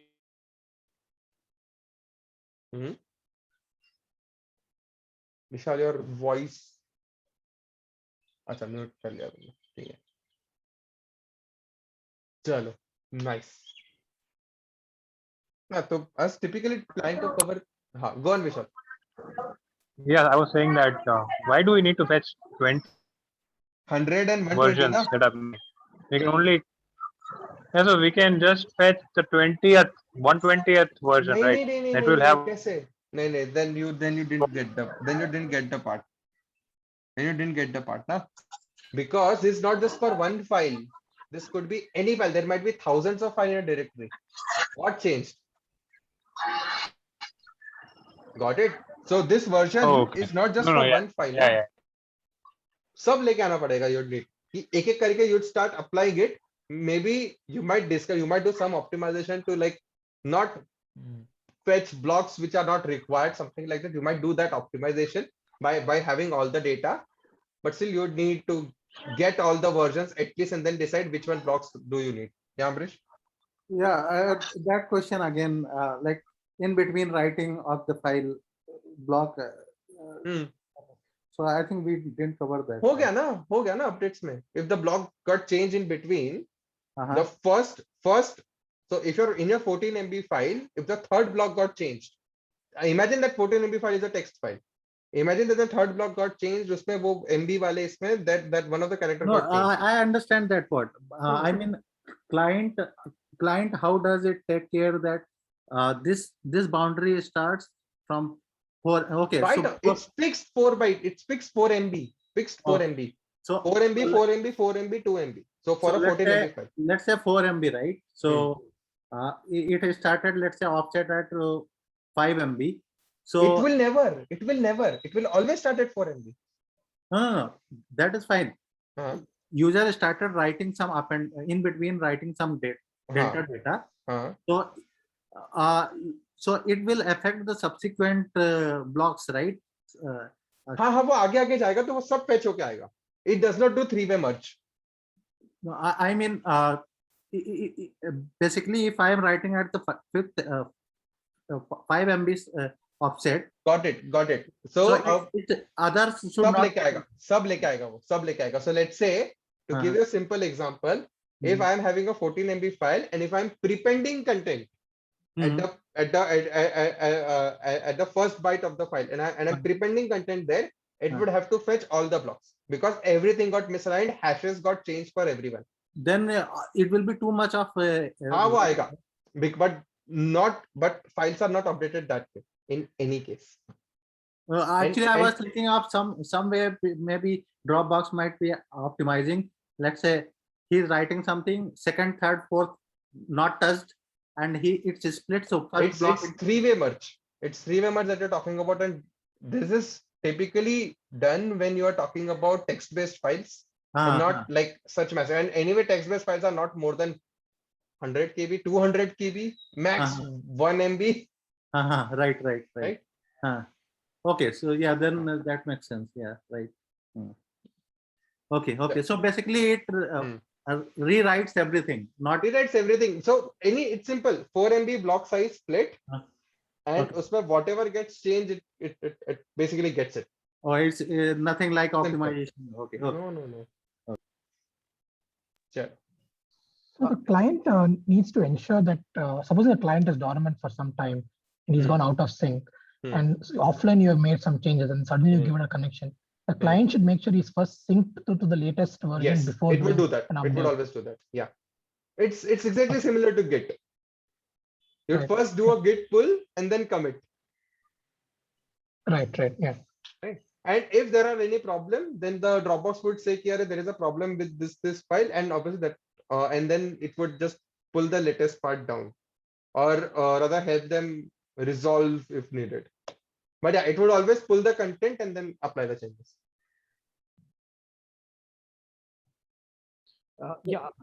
Basically, Google Drive will also do the same thing, right?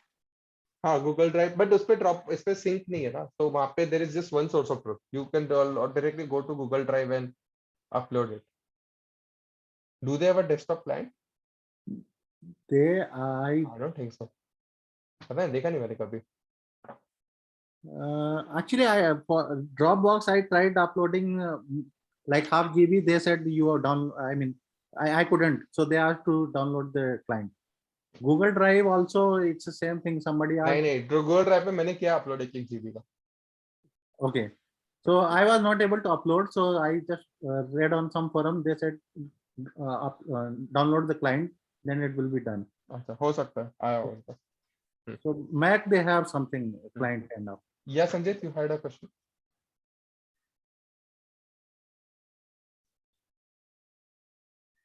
No? So, okay. Family, this is what I wanted to go in depth of. Do you guys want me to cover API rate limiter?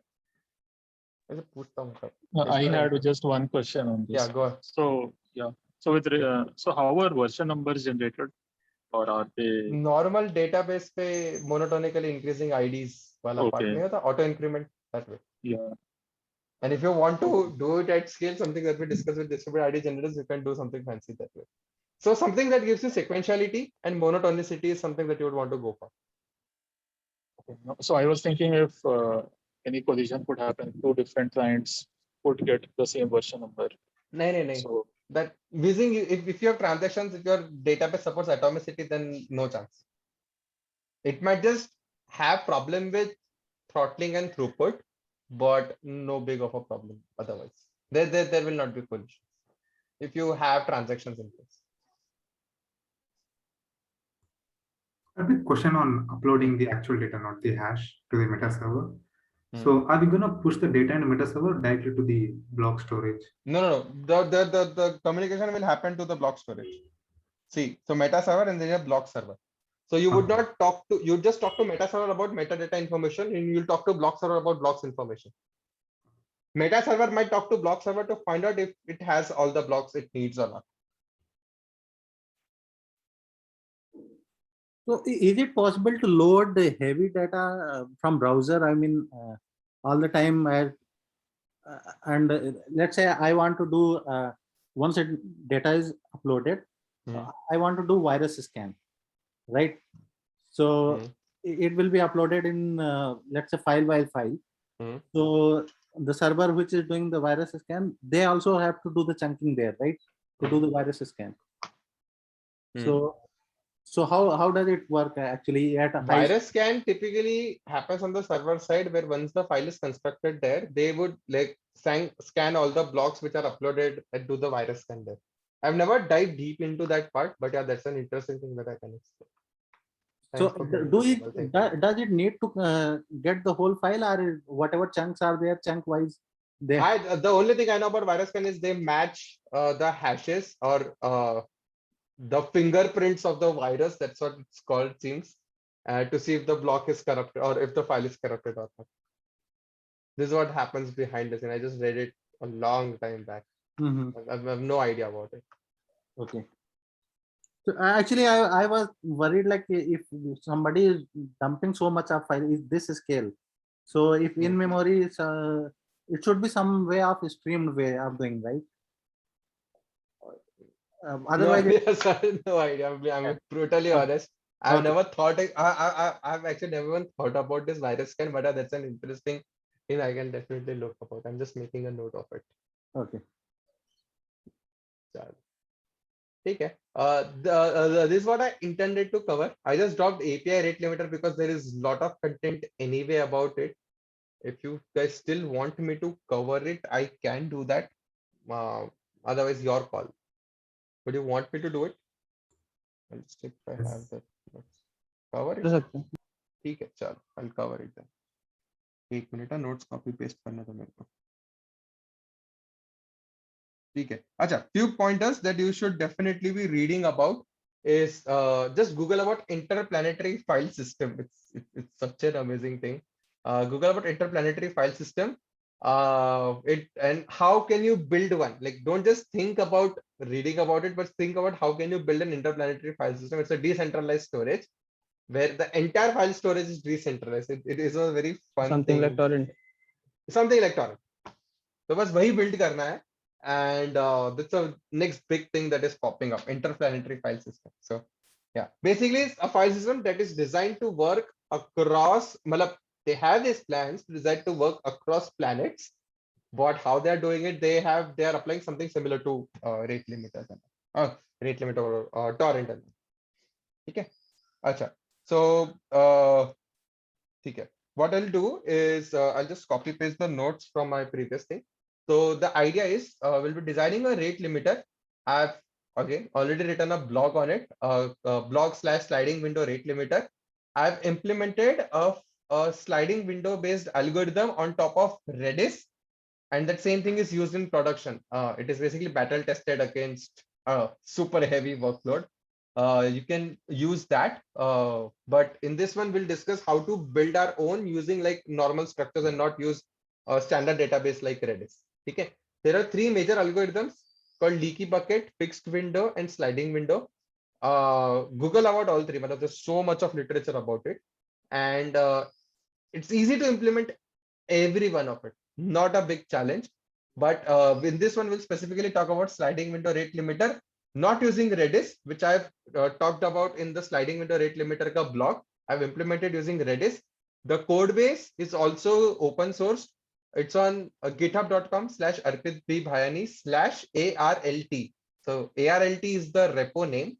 Like ARLT was for load balancer, ARLT is for rate limiter. You can go through the code of that part and see how I've implemented it on top of Redis and how it solves the problem.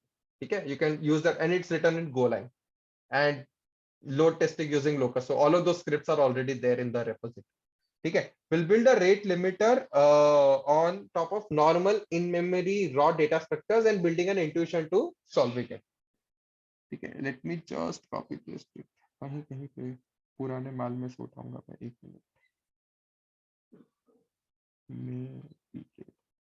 For folks who don't, or who think like API rate limiter wala part is all okay and all, you have already done it. So if you would want to drop off, you can drop off, because I'm not be covering anything else. Tomorrow we'll be looking at geo-based algorithms, clustering algorithm, not data science but clustering, but again one more approximation algorithm, and might talk about one more. एक और था, भूल गया मैं. Memory is getting weak now.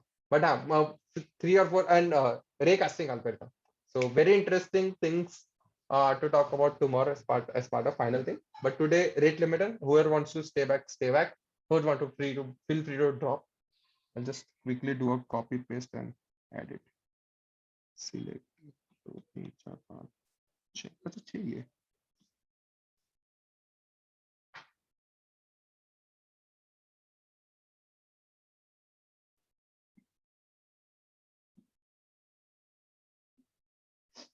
ठीक है. So we'll start with rate limiter का part. So why do we need rate limiters? So typically what happens is you'd have to, first of all, rate limiter is more like a preventive algorithm. It would prevent your system from going down, being abused. These are the two main reasons why you would want to put rate limiter. Like for example, let's say you are a machine learning company who builds very fancy models and hosts it. Every invocation of that model costs you, let's say, $10. Okay, and you do not have any rate limiter on top of it. Anyone who is your client can just make your API request to it and get the data. If you don't have any rate limiter against it, what would happen is someone can actually continuously bombard your system and get the data and basically lagao chuna to you. Okay. So if your pricing is fixed price model and all, like, so you'd want to prevent your system from getting abused. Another famous thing is like someone trying to get your system down by sending it a lot of requests. So when the request comes to the server, so that's the worst part of web 2.0 architecture. So if your server has initiated a request on the database, and if your connection breaks, there is no way for your database to stop the execution that it started. This is the biggest problem, right? Because of which you have to apply rate limiter. Because now what would happen is, since the request came to a server, your server, let's say any request that comes to a server, it triggers, it fires a SQL query. That SQL query takes 5 hours to compute. Okay, let's say it goes to your warehouse and it takes 5 hours to compute. And once it triggered the query, there is no way for you to stop the execution of it due to any reason. Okay. Now what would happen is, if that API is somehow exposed and people can abuse that API, people can continuously bombard it, and you then like spin off those many execution of your query and do nothing about it. Like, and obviously your client is just invoking it and just doing nothing about it. So you'd want to ration your request. You'd want to prevent your system abuse. So having like multi-tier billing strategy. Let's say you are on a bronze plan in which you get 100 requests per minute. If you're on a silver plan, you get 500 requests per minute. If you are on a gold plan, you get 5,000 requests per minute. You can have tiering like that, right? If you have something like that, this is how you can like ration your request as per the plan of the user. So there are so many use cases why you would need rate limiters. Okay. Now the criteria on which you'd want to limit the rate could vary. One example, rate limiting on IP address. Like so what we were discussing about, like during with अभी advertisement case किसी case पे discuss कर रहे थे ना कि someone is behind a college proxy and whatnot. Achha, by the way, a fun story. LinkedIn I used to, LinkedIn used to have this rate limiting implemented back in 2013, 2014 time. At that time, what I used to do was Triple IT Hyderabad had a proxy server. So everyone used to get the same IP, but for the external world, everyone within the ecosystem had the same IP address. So now what I typically do, I love building search engines. So I built a search engine on top of LinkedIn at that time, trying to predict where you should go depending on the data I had. For example, I'd scrape the data and see a person worked at company A, company B, and company C. Right. So a typical path of anyone working at company A would be to switch to company B. Anyone working at company B, the next logical path would be work company C. I would just crunch all of this data and find out from this place where else people have gone to. I wanted to build this as part of a hackathon. And I knew that hackathon was about a month away. So what I did was I started scraping LinkedIn every day to just prepare my corpus to build this search engine sort of stuff. So when I was scraping the data of LinkedIn, it used to throttle my request. And now what actually happened was when it used to throttle the request, since I was abusing the system, LinkedIn rate limited and it blocked LinkedIn for entire Triple IT Hyderabad, entire college, because everyone was seeing the same IP. Sorry, everyone had the same IP with respect to LinkedIn, because LinkedIn, all the requests came to the proxy server and proxy server had an IP. So for LinkedIn, any request that comes from this IP address, it could be any one of us, but it is to block. So that was a classic example of IP based rate limiting. Okay, so that is one way to rate limit. Second is doing it per user level. So once you have authenticated requests and then you would want to prevent that a user abuses your system, that's when you would rate limit on this user. Third would be if you'd want to rate limit on a token basis. Let's say one token should not affect you. It could be user as well, but a user can have multiple token and each token has a ration of 100 requests per minute, right? And you charge for each token. So this is typically how licensing works. So each license will have a certain amount of requests that it can make in a certain duration of the time. And so many use cases, and you can build so many systems around this, right? So this is where you would have a rate limiting into the picture. So it helps you tackle surges like this. This is where your system was about to get abused. Your rate limiting would ensure that these requests are not even served. So requests still would come to your infrastructure, to your rate limiting algorithm, and then it would not be forwarded it would not be forwarded to your server, but it would be dropped from this. So Nginx, HA proxy, these all have basic rate limiting on the data that it has access to. For example, headers, access token, IP addresses, browsers, geography. इसके ऊपर rate limiting, it's already available on Nginx HA proxy. You can just, just one line ka change and you will get rate limiting out of it. You can configure which has what. But if you want to do rate limiting on the application side, where let the request at least come to the server, and then you will see if this needs to be done or not. So maybe like at a per user level, something like more sophisticated way of doing it, then you would let the request come into that ecosystem till that point and then have that take. So there are again multiple places where you can place rate limiting algorithm. Okay, wherever you want to do it, go for that. Okay. Could be So just few things to add here. yeah. So last year there was a serious vulnerability issue with the Instagram. I just shared the link in chat. So there was a rate limiting on the IP address. And so if there was a user, so he created like a million EC2 instances and tried to. So when there's a change in the password, they used to send a 6-digit reset code. So there was rate limiting on the IP address, like what Instagram made.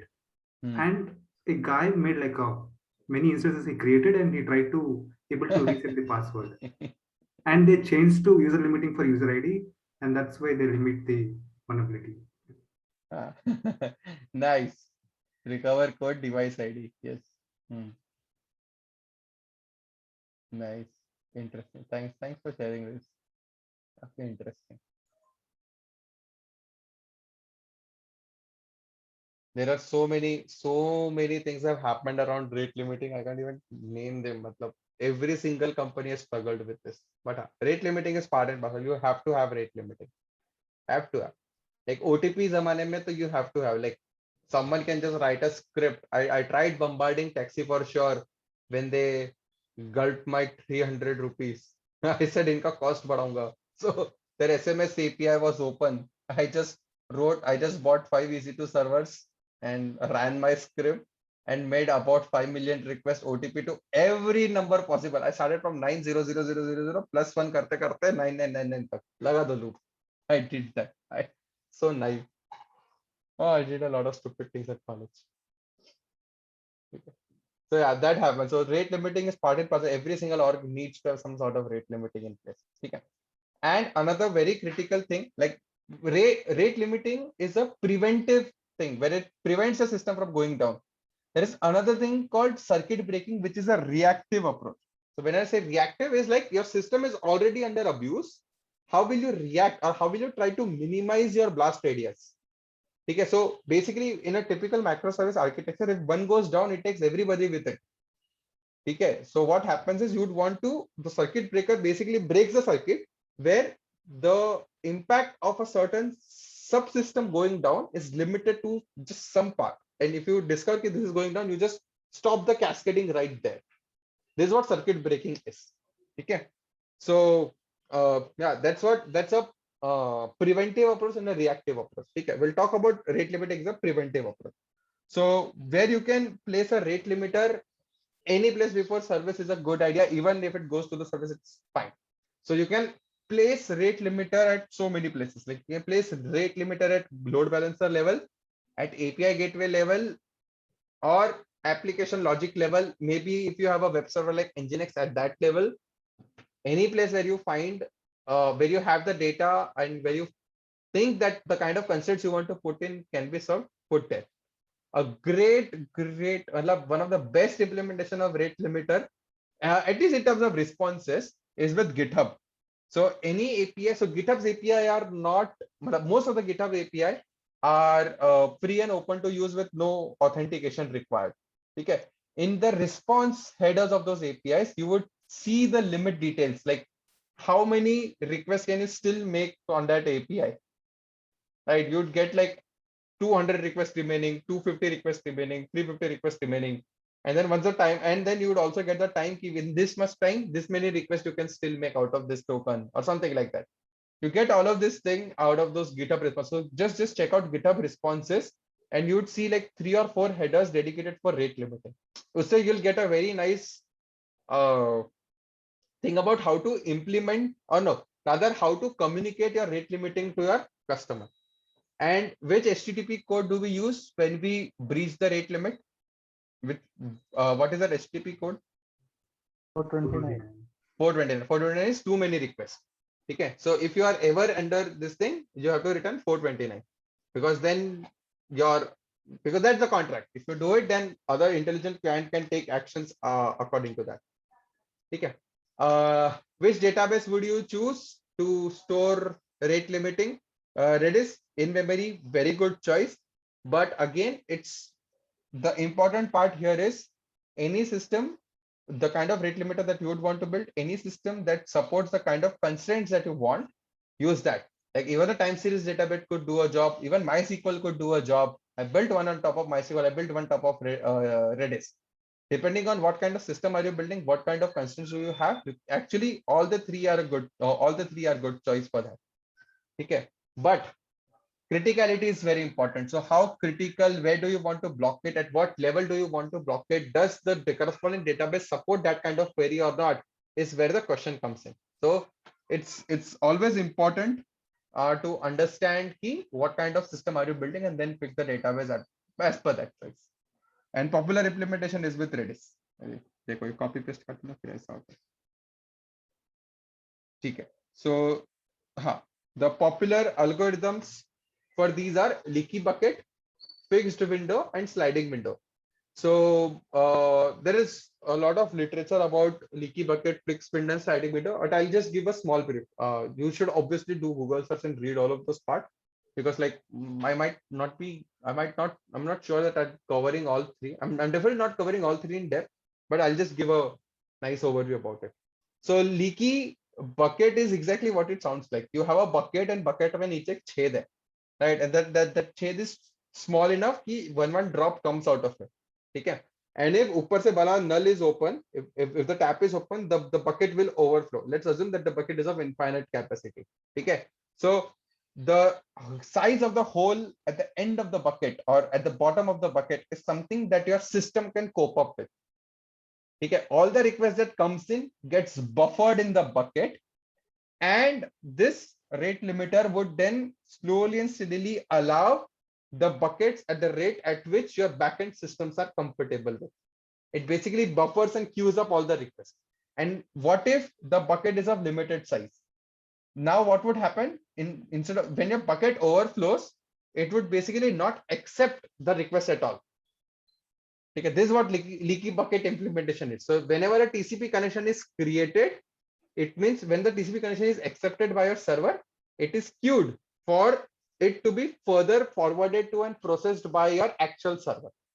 Okay, if there are too many connections on your load balancer, because the connection has to go to load balancer. Okay, so if the connection is went to load balancer, load balancer will decide to forward it or not. If there is capacity in the bucket, it would forward it to the corresponding server at the pace through that drip wala part of the drop that comes out. If it cannot forward and if it's overwhelmed, the connection will not even be set up with the load balancer. So any connection or which is more than what your load balancer can handle will not be even made and will see a connection timeout as an error there. Okay, but this is what the drip wala part comes in. So slowly, steadily buffering at one place and then forwarding it as per how your client can handle, as per how your servers are. So your servers can typically handle it. Second algorithm is a fixed window algorithm. Let's say you have a fixed window of 1 minute. You say that my system can only support 100 requests per minute.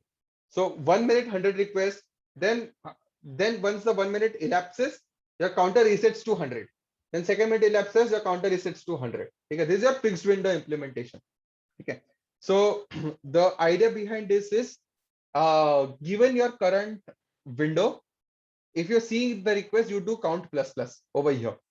And if your count reaches 100, and then you would stop accepting it, you would say, and then you would start returning 429. Once the 1 minute elapses, your counter again resets. Okay, and then you again does count plus. Once it reaches 100, it will then start throwing 429, and then it would again reset to 0. Then plus, then returning 429. Then again reset to 0. This is what a fixed window looks like.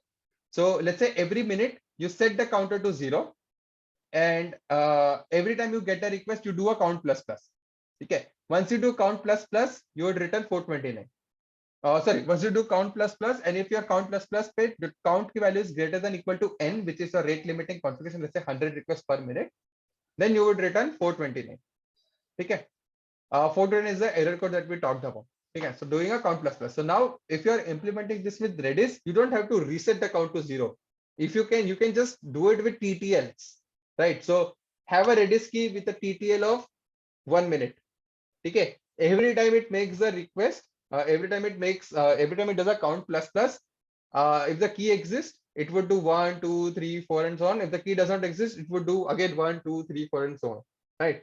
So that's the best part of using Redis over here, because it gives you TTL out of the box and gives you atomic plus there. So no matter what the concurrence is, you can still do this part very well. Okay.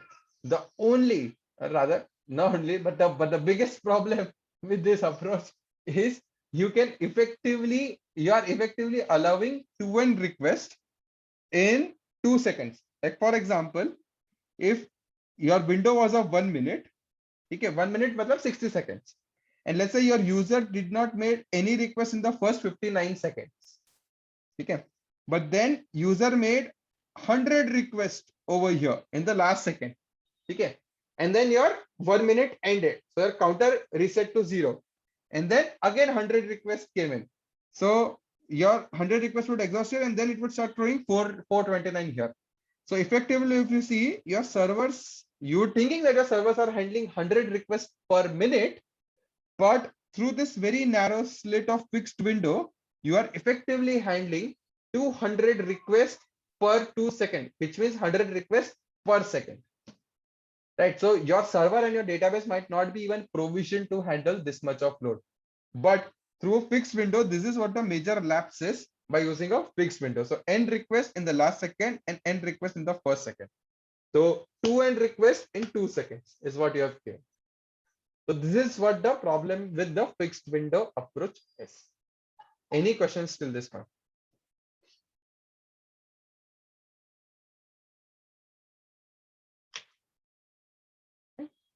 मैं बोला था straightforward है, simple एकदम rate limiter. ठीक है? So now what is the solution for this problem? Fixed window. The solution to this problem is doing a sliding window based approach. So what do we do is instead of having 1 minute, 1 minute, 1 minute, 1 minute, we slide a window every second. Okay. The window size is still, the window length is still 1 minute, but it will slide by 1 second. So through this, what happens is we were avoiding 2 end request in 2 seconds wala edge case. So this way, since the window slides by 1 second every time, what would happen is you can never, so if in that window you have already covered 100 requests, you would not accept any more requests. Okay, you would move by 1 second. Now that this new second is added, if this window has already seen 100 requests, you would still not accept the new request from this end. Okay, unless, so this is when where your spike happened, right? So once it crosses that spike of 100 seconds, then you have enough space to then your window size or then your free slots in your windows would be like 100, and now you can start accepting requests. So in that fixed window, you will always accept only 100 requests, basically as per what you have configured it. This is where gives you that advantage. This would actually gives you that your server would never ever get more than 100 requests in 1 minute in that in any window, because it's a sliding window and slides by 1 second at every time. Okay, this is what makes fixed windows a better sliding window. Okay, sliding window addresses this issue very well.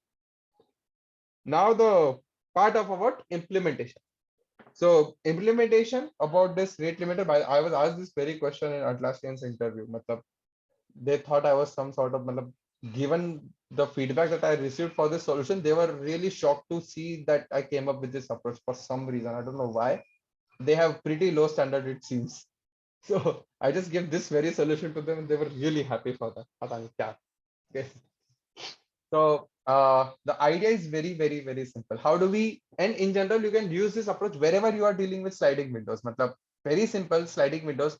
What you have to do is you'd have some sort of store which stores your second. This is your epoch second, which is a current epoch second, meaning any epoch. So whenever you're doing it, you would always do it for current epoch second. So this is your epoch second mapped with request count. Okay. So in this second, I saw this much of count. And why second? Because my sliding window is moving by 1 second at a time. That's why second is the granularity that I'm operating at. Okay. So what I'm storing is I'm storing that on in this second, how many requests I actually handled. Okay. And now what I would do is here, I would find if, and then I would have another variable called count, whose value would be the cumulative count per minute ki granularity, because my window size is of 1 minute. Okay. Whatever the granularity I'm operating at, since I'm operating at 100 requests per minute and my sliding window slides by 1 second, that's why this is here second and here it's this thing. So this is what my cumulative count is. So I just check if this count breaches, because I cannot do summation every time. That's a very inefficient solution. Okay, I cannot do summation every time. So that's where I'm doing it using a second ka storage over here and a cumulative count over here. Okay. So the idea is simple. Whenever I'm getting a request, I'd first check if the limit is reached. If the limit is reached, basically it means if count is equal to n, I would return 429. Basically not taking up any request, not allowing any request to go through. Okay. If the limit is not reached, the first thing I would do is like update count plus plus, which is updating my cumulative count. Okay. Then I'll update the dictionary, this dictionary. So I'd use the current seconds what I have. So this is my current epoch second which is running.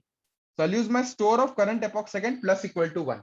So if the current second does not exist, it would create that key, give it a value 0 and do a plus plus on that.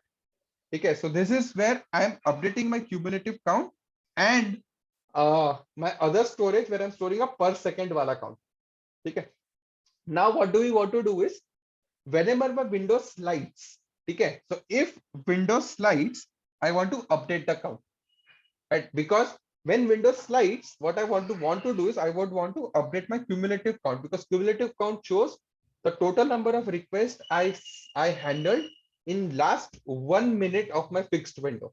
Okay. This is what it needs to handle. So what I would want to do is Windows slides, because this I don't update it. So all right, because all of our operations are happening on my cumulative count. So if Windows slides, I would do update count. So which means I would decrement it by the number of requests happened 60 seconds before. This is exactly why I would need to store this particular map, because it would give me what happened 60 seconds before the current epoch. So I would want to do is, if my window is eligible to slide, I would update the count. For this, I would decrement it by the number of requests that happened 60 minutes before. Because new request to I need, so plus 0 hi hoga. And minus is what? When my window slide by this much, I would subtract all the requests that happened here. Okay. This is what the idea is. Okay. So if my window slides, update the count, update the cumulative count by decrementing it by the number of requests that happened by the time that was removed out of the window. ठीक है, whatever was removed out of the window उसको minus कर दो and बाकी सारी चीजों को plus करो. So plus तो zero ही होगा because like no new request came in, and this is what got removed. And basically, how would you find out? Now comes more interesting question. How will you find out if Windows slides? Our condition of Windows sliding is when my second changed. Correct. My window slide by 1 second happens when my second changed. So I'll have to do what? I'll have to have one variable, which is my current sec, which is already there, which is my current second when the request came in. And I'd have another variable called last underscore second, which is the last second that I had. Now this last second is something that if my current second is greater than last second, which means my last second was, let's say my time is something like, let's say my time is like 101, 102, 103, 104. Okay. My current second was 102. This was my current second. Okay. And now what I'm doing a count plus plus and all of those operations. Okay. And my last second would be equal to 102. Okay. Base case. Now when the time actually moves forward, my current second would become 103 and my last second would remain 102. Okay. This is when my window slides. My current second became 103, last second was 102, which means my window slides. So I would do a count minus equal to store of current second minus 60. So the entry which was removed from my window, uska count minus kiya, and I've set my last second equal to current second. So last second will only be updated once every second when my window slides. Otherwise, it would remain what the value is. And when my window slides, I would reduce the count by whatever has moved out of my window. Okay. This way, I can basically check if my window slides or if my window slide or not. If my window did slide, I would update the count and I'll update the last second over here. Okay, very simple approach. And now once this happens, so this my last second after this step would also become 103. My current second will also become 103. For all the requests that coming in for that second, this value would remain the same. And only when my current second would change to 104, I would have this condition execute. So this if will execute only once every second. Got it? And yeah, this is how you will implement it. The sliding window based approach. This is a normal approach using normal dictionaries and variables and all. A more sophisticated way of doing it is using Redis, because the problem with this is this is just like one machine, right? This is not central rate limiting sort of stuff. Like every API server might not run this particular logic, na, then the rate limiting kya hua? You'd want to have this logic run at a central place and all sorts of complications. So that's why a better approach to do this is using Redis, which is what something that I've written about already. Okay. Here we have talked about doing it algorithmically using like normal dictionaries and variables and global variables and integers and hash maps, something like that. So, any questions?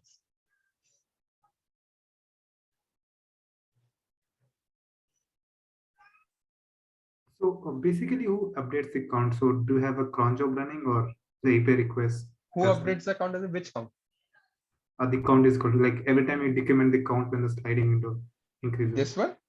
Yeah, like this operation. Like, do you have a cron job set up to do this every second? No. This is all part of my rate limiting job. So whenever the request comes to our application server, na, it for every request, this entire code gets executed. Okay. This entire code for all the requests, every single request would have to go through this code.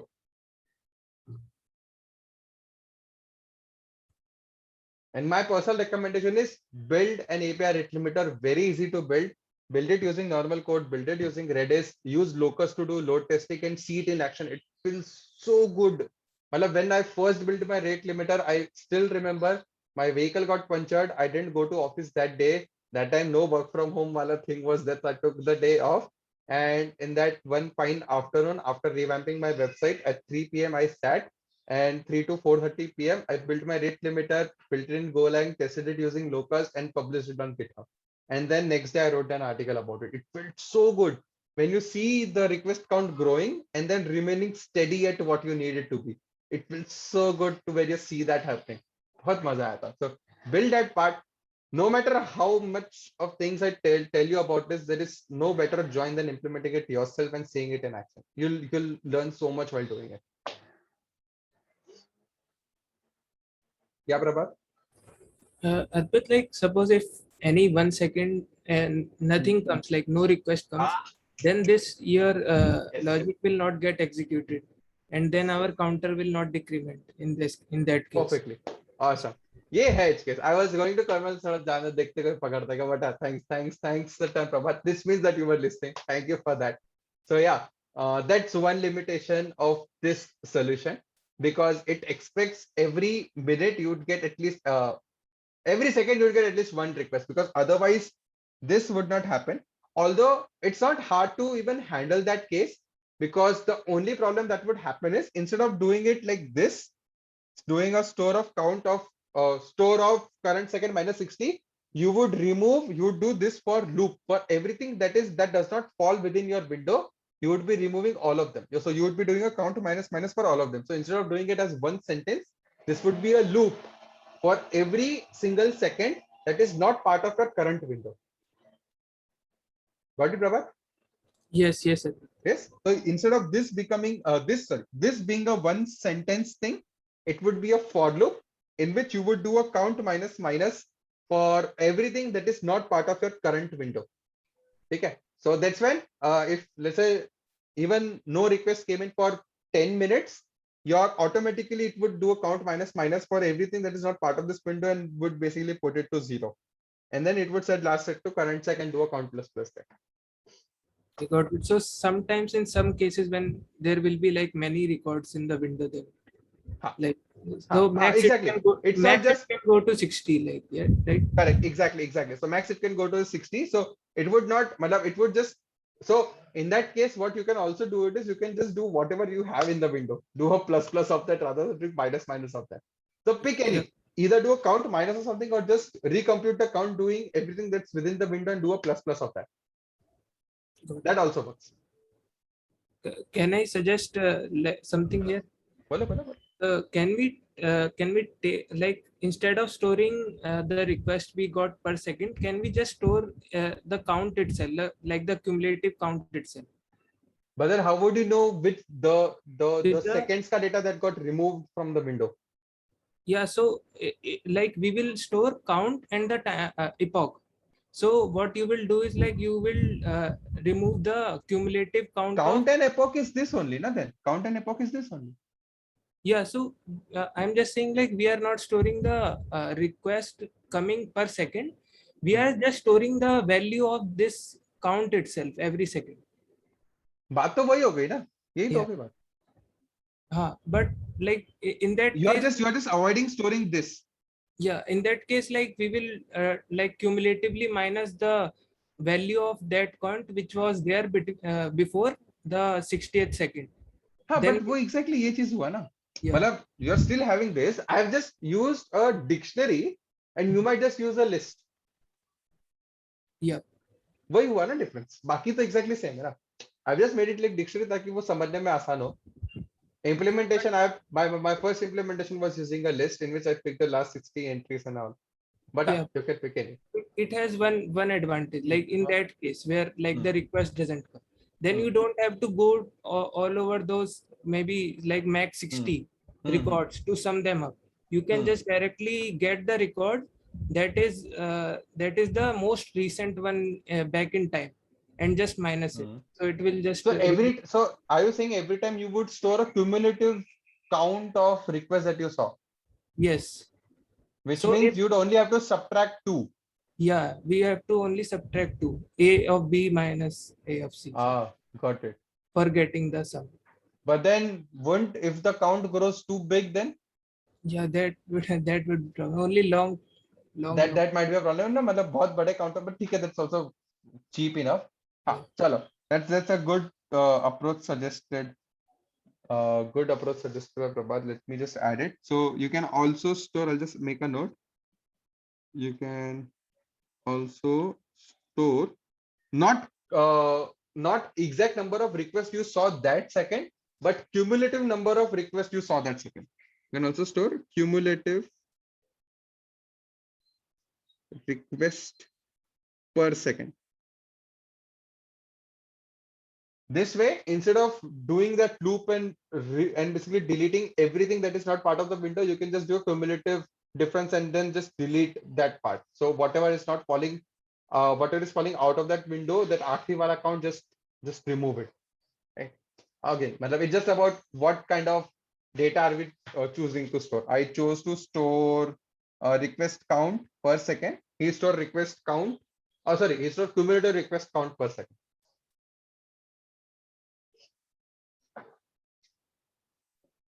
Any other question, guys? So in this cumulative one, you will have to specify the duration, right? कि कब flush out करना है, मतलब किस मतलब किस duration वाला flush out. You'd have the timestamp. You'd have the epoch seconds anyway with this. बस वो loop बच जाता है और कुछ loop बच जाता है उससे.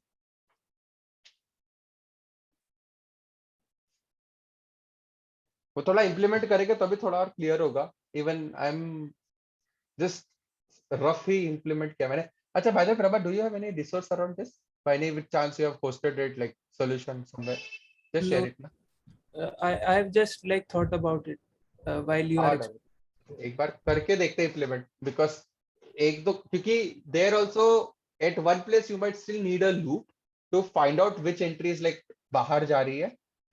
वहां पे एक loop आ जाएगा फिर. मतलब not massive advantage, but could be a little better. थोड़ा सोचना पड़ेगा. No, we don't need a loop. Like we just need basically the recent value back in time, which is like beyond 60 seconds. So how will you find out that recent value? So biggest value, basically the highest value out of your current, which is not part of your current window, correct? Yeah. वो निकालने के लिए तो loop लगेगा ना. How will you find out that? Something which is out of your window. You would have to go through that ना कि ऐसा ये मेरे window के बाहर है. Yeah. एक जगह तो loop आएगा ही ना वहाँ. But like उस case में, जिस case में we are not getting the request, say like in last correct. वो वाला इस पे बचेगा. Yeah, we just have to get the last value itself. Last value out of it. Correct. Yeah.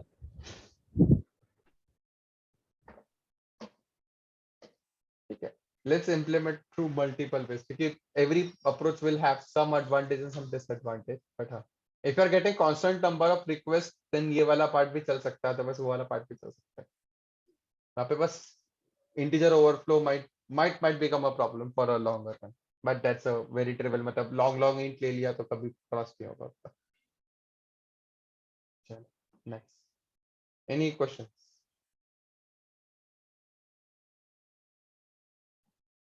Hey, चलो. Awesome. ठीक है. Thanks guys for tuning in. Tomorrow we'll cover geohash finding your soulmate. So basically designing Tinder. Tinder ka that core algorithm on how do we find out people nearby to us.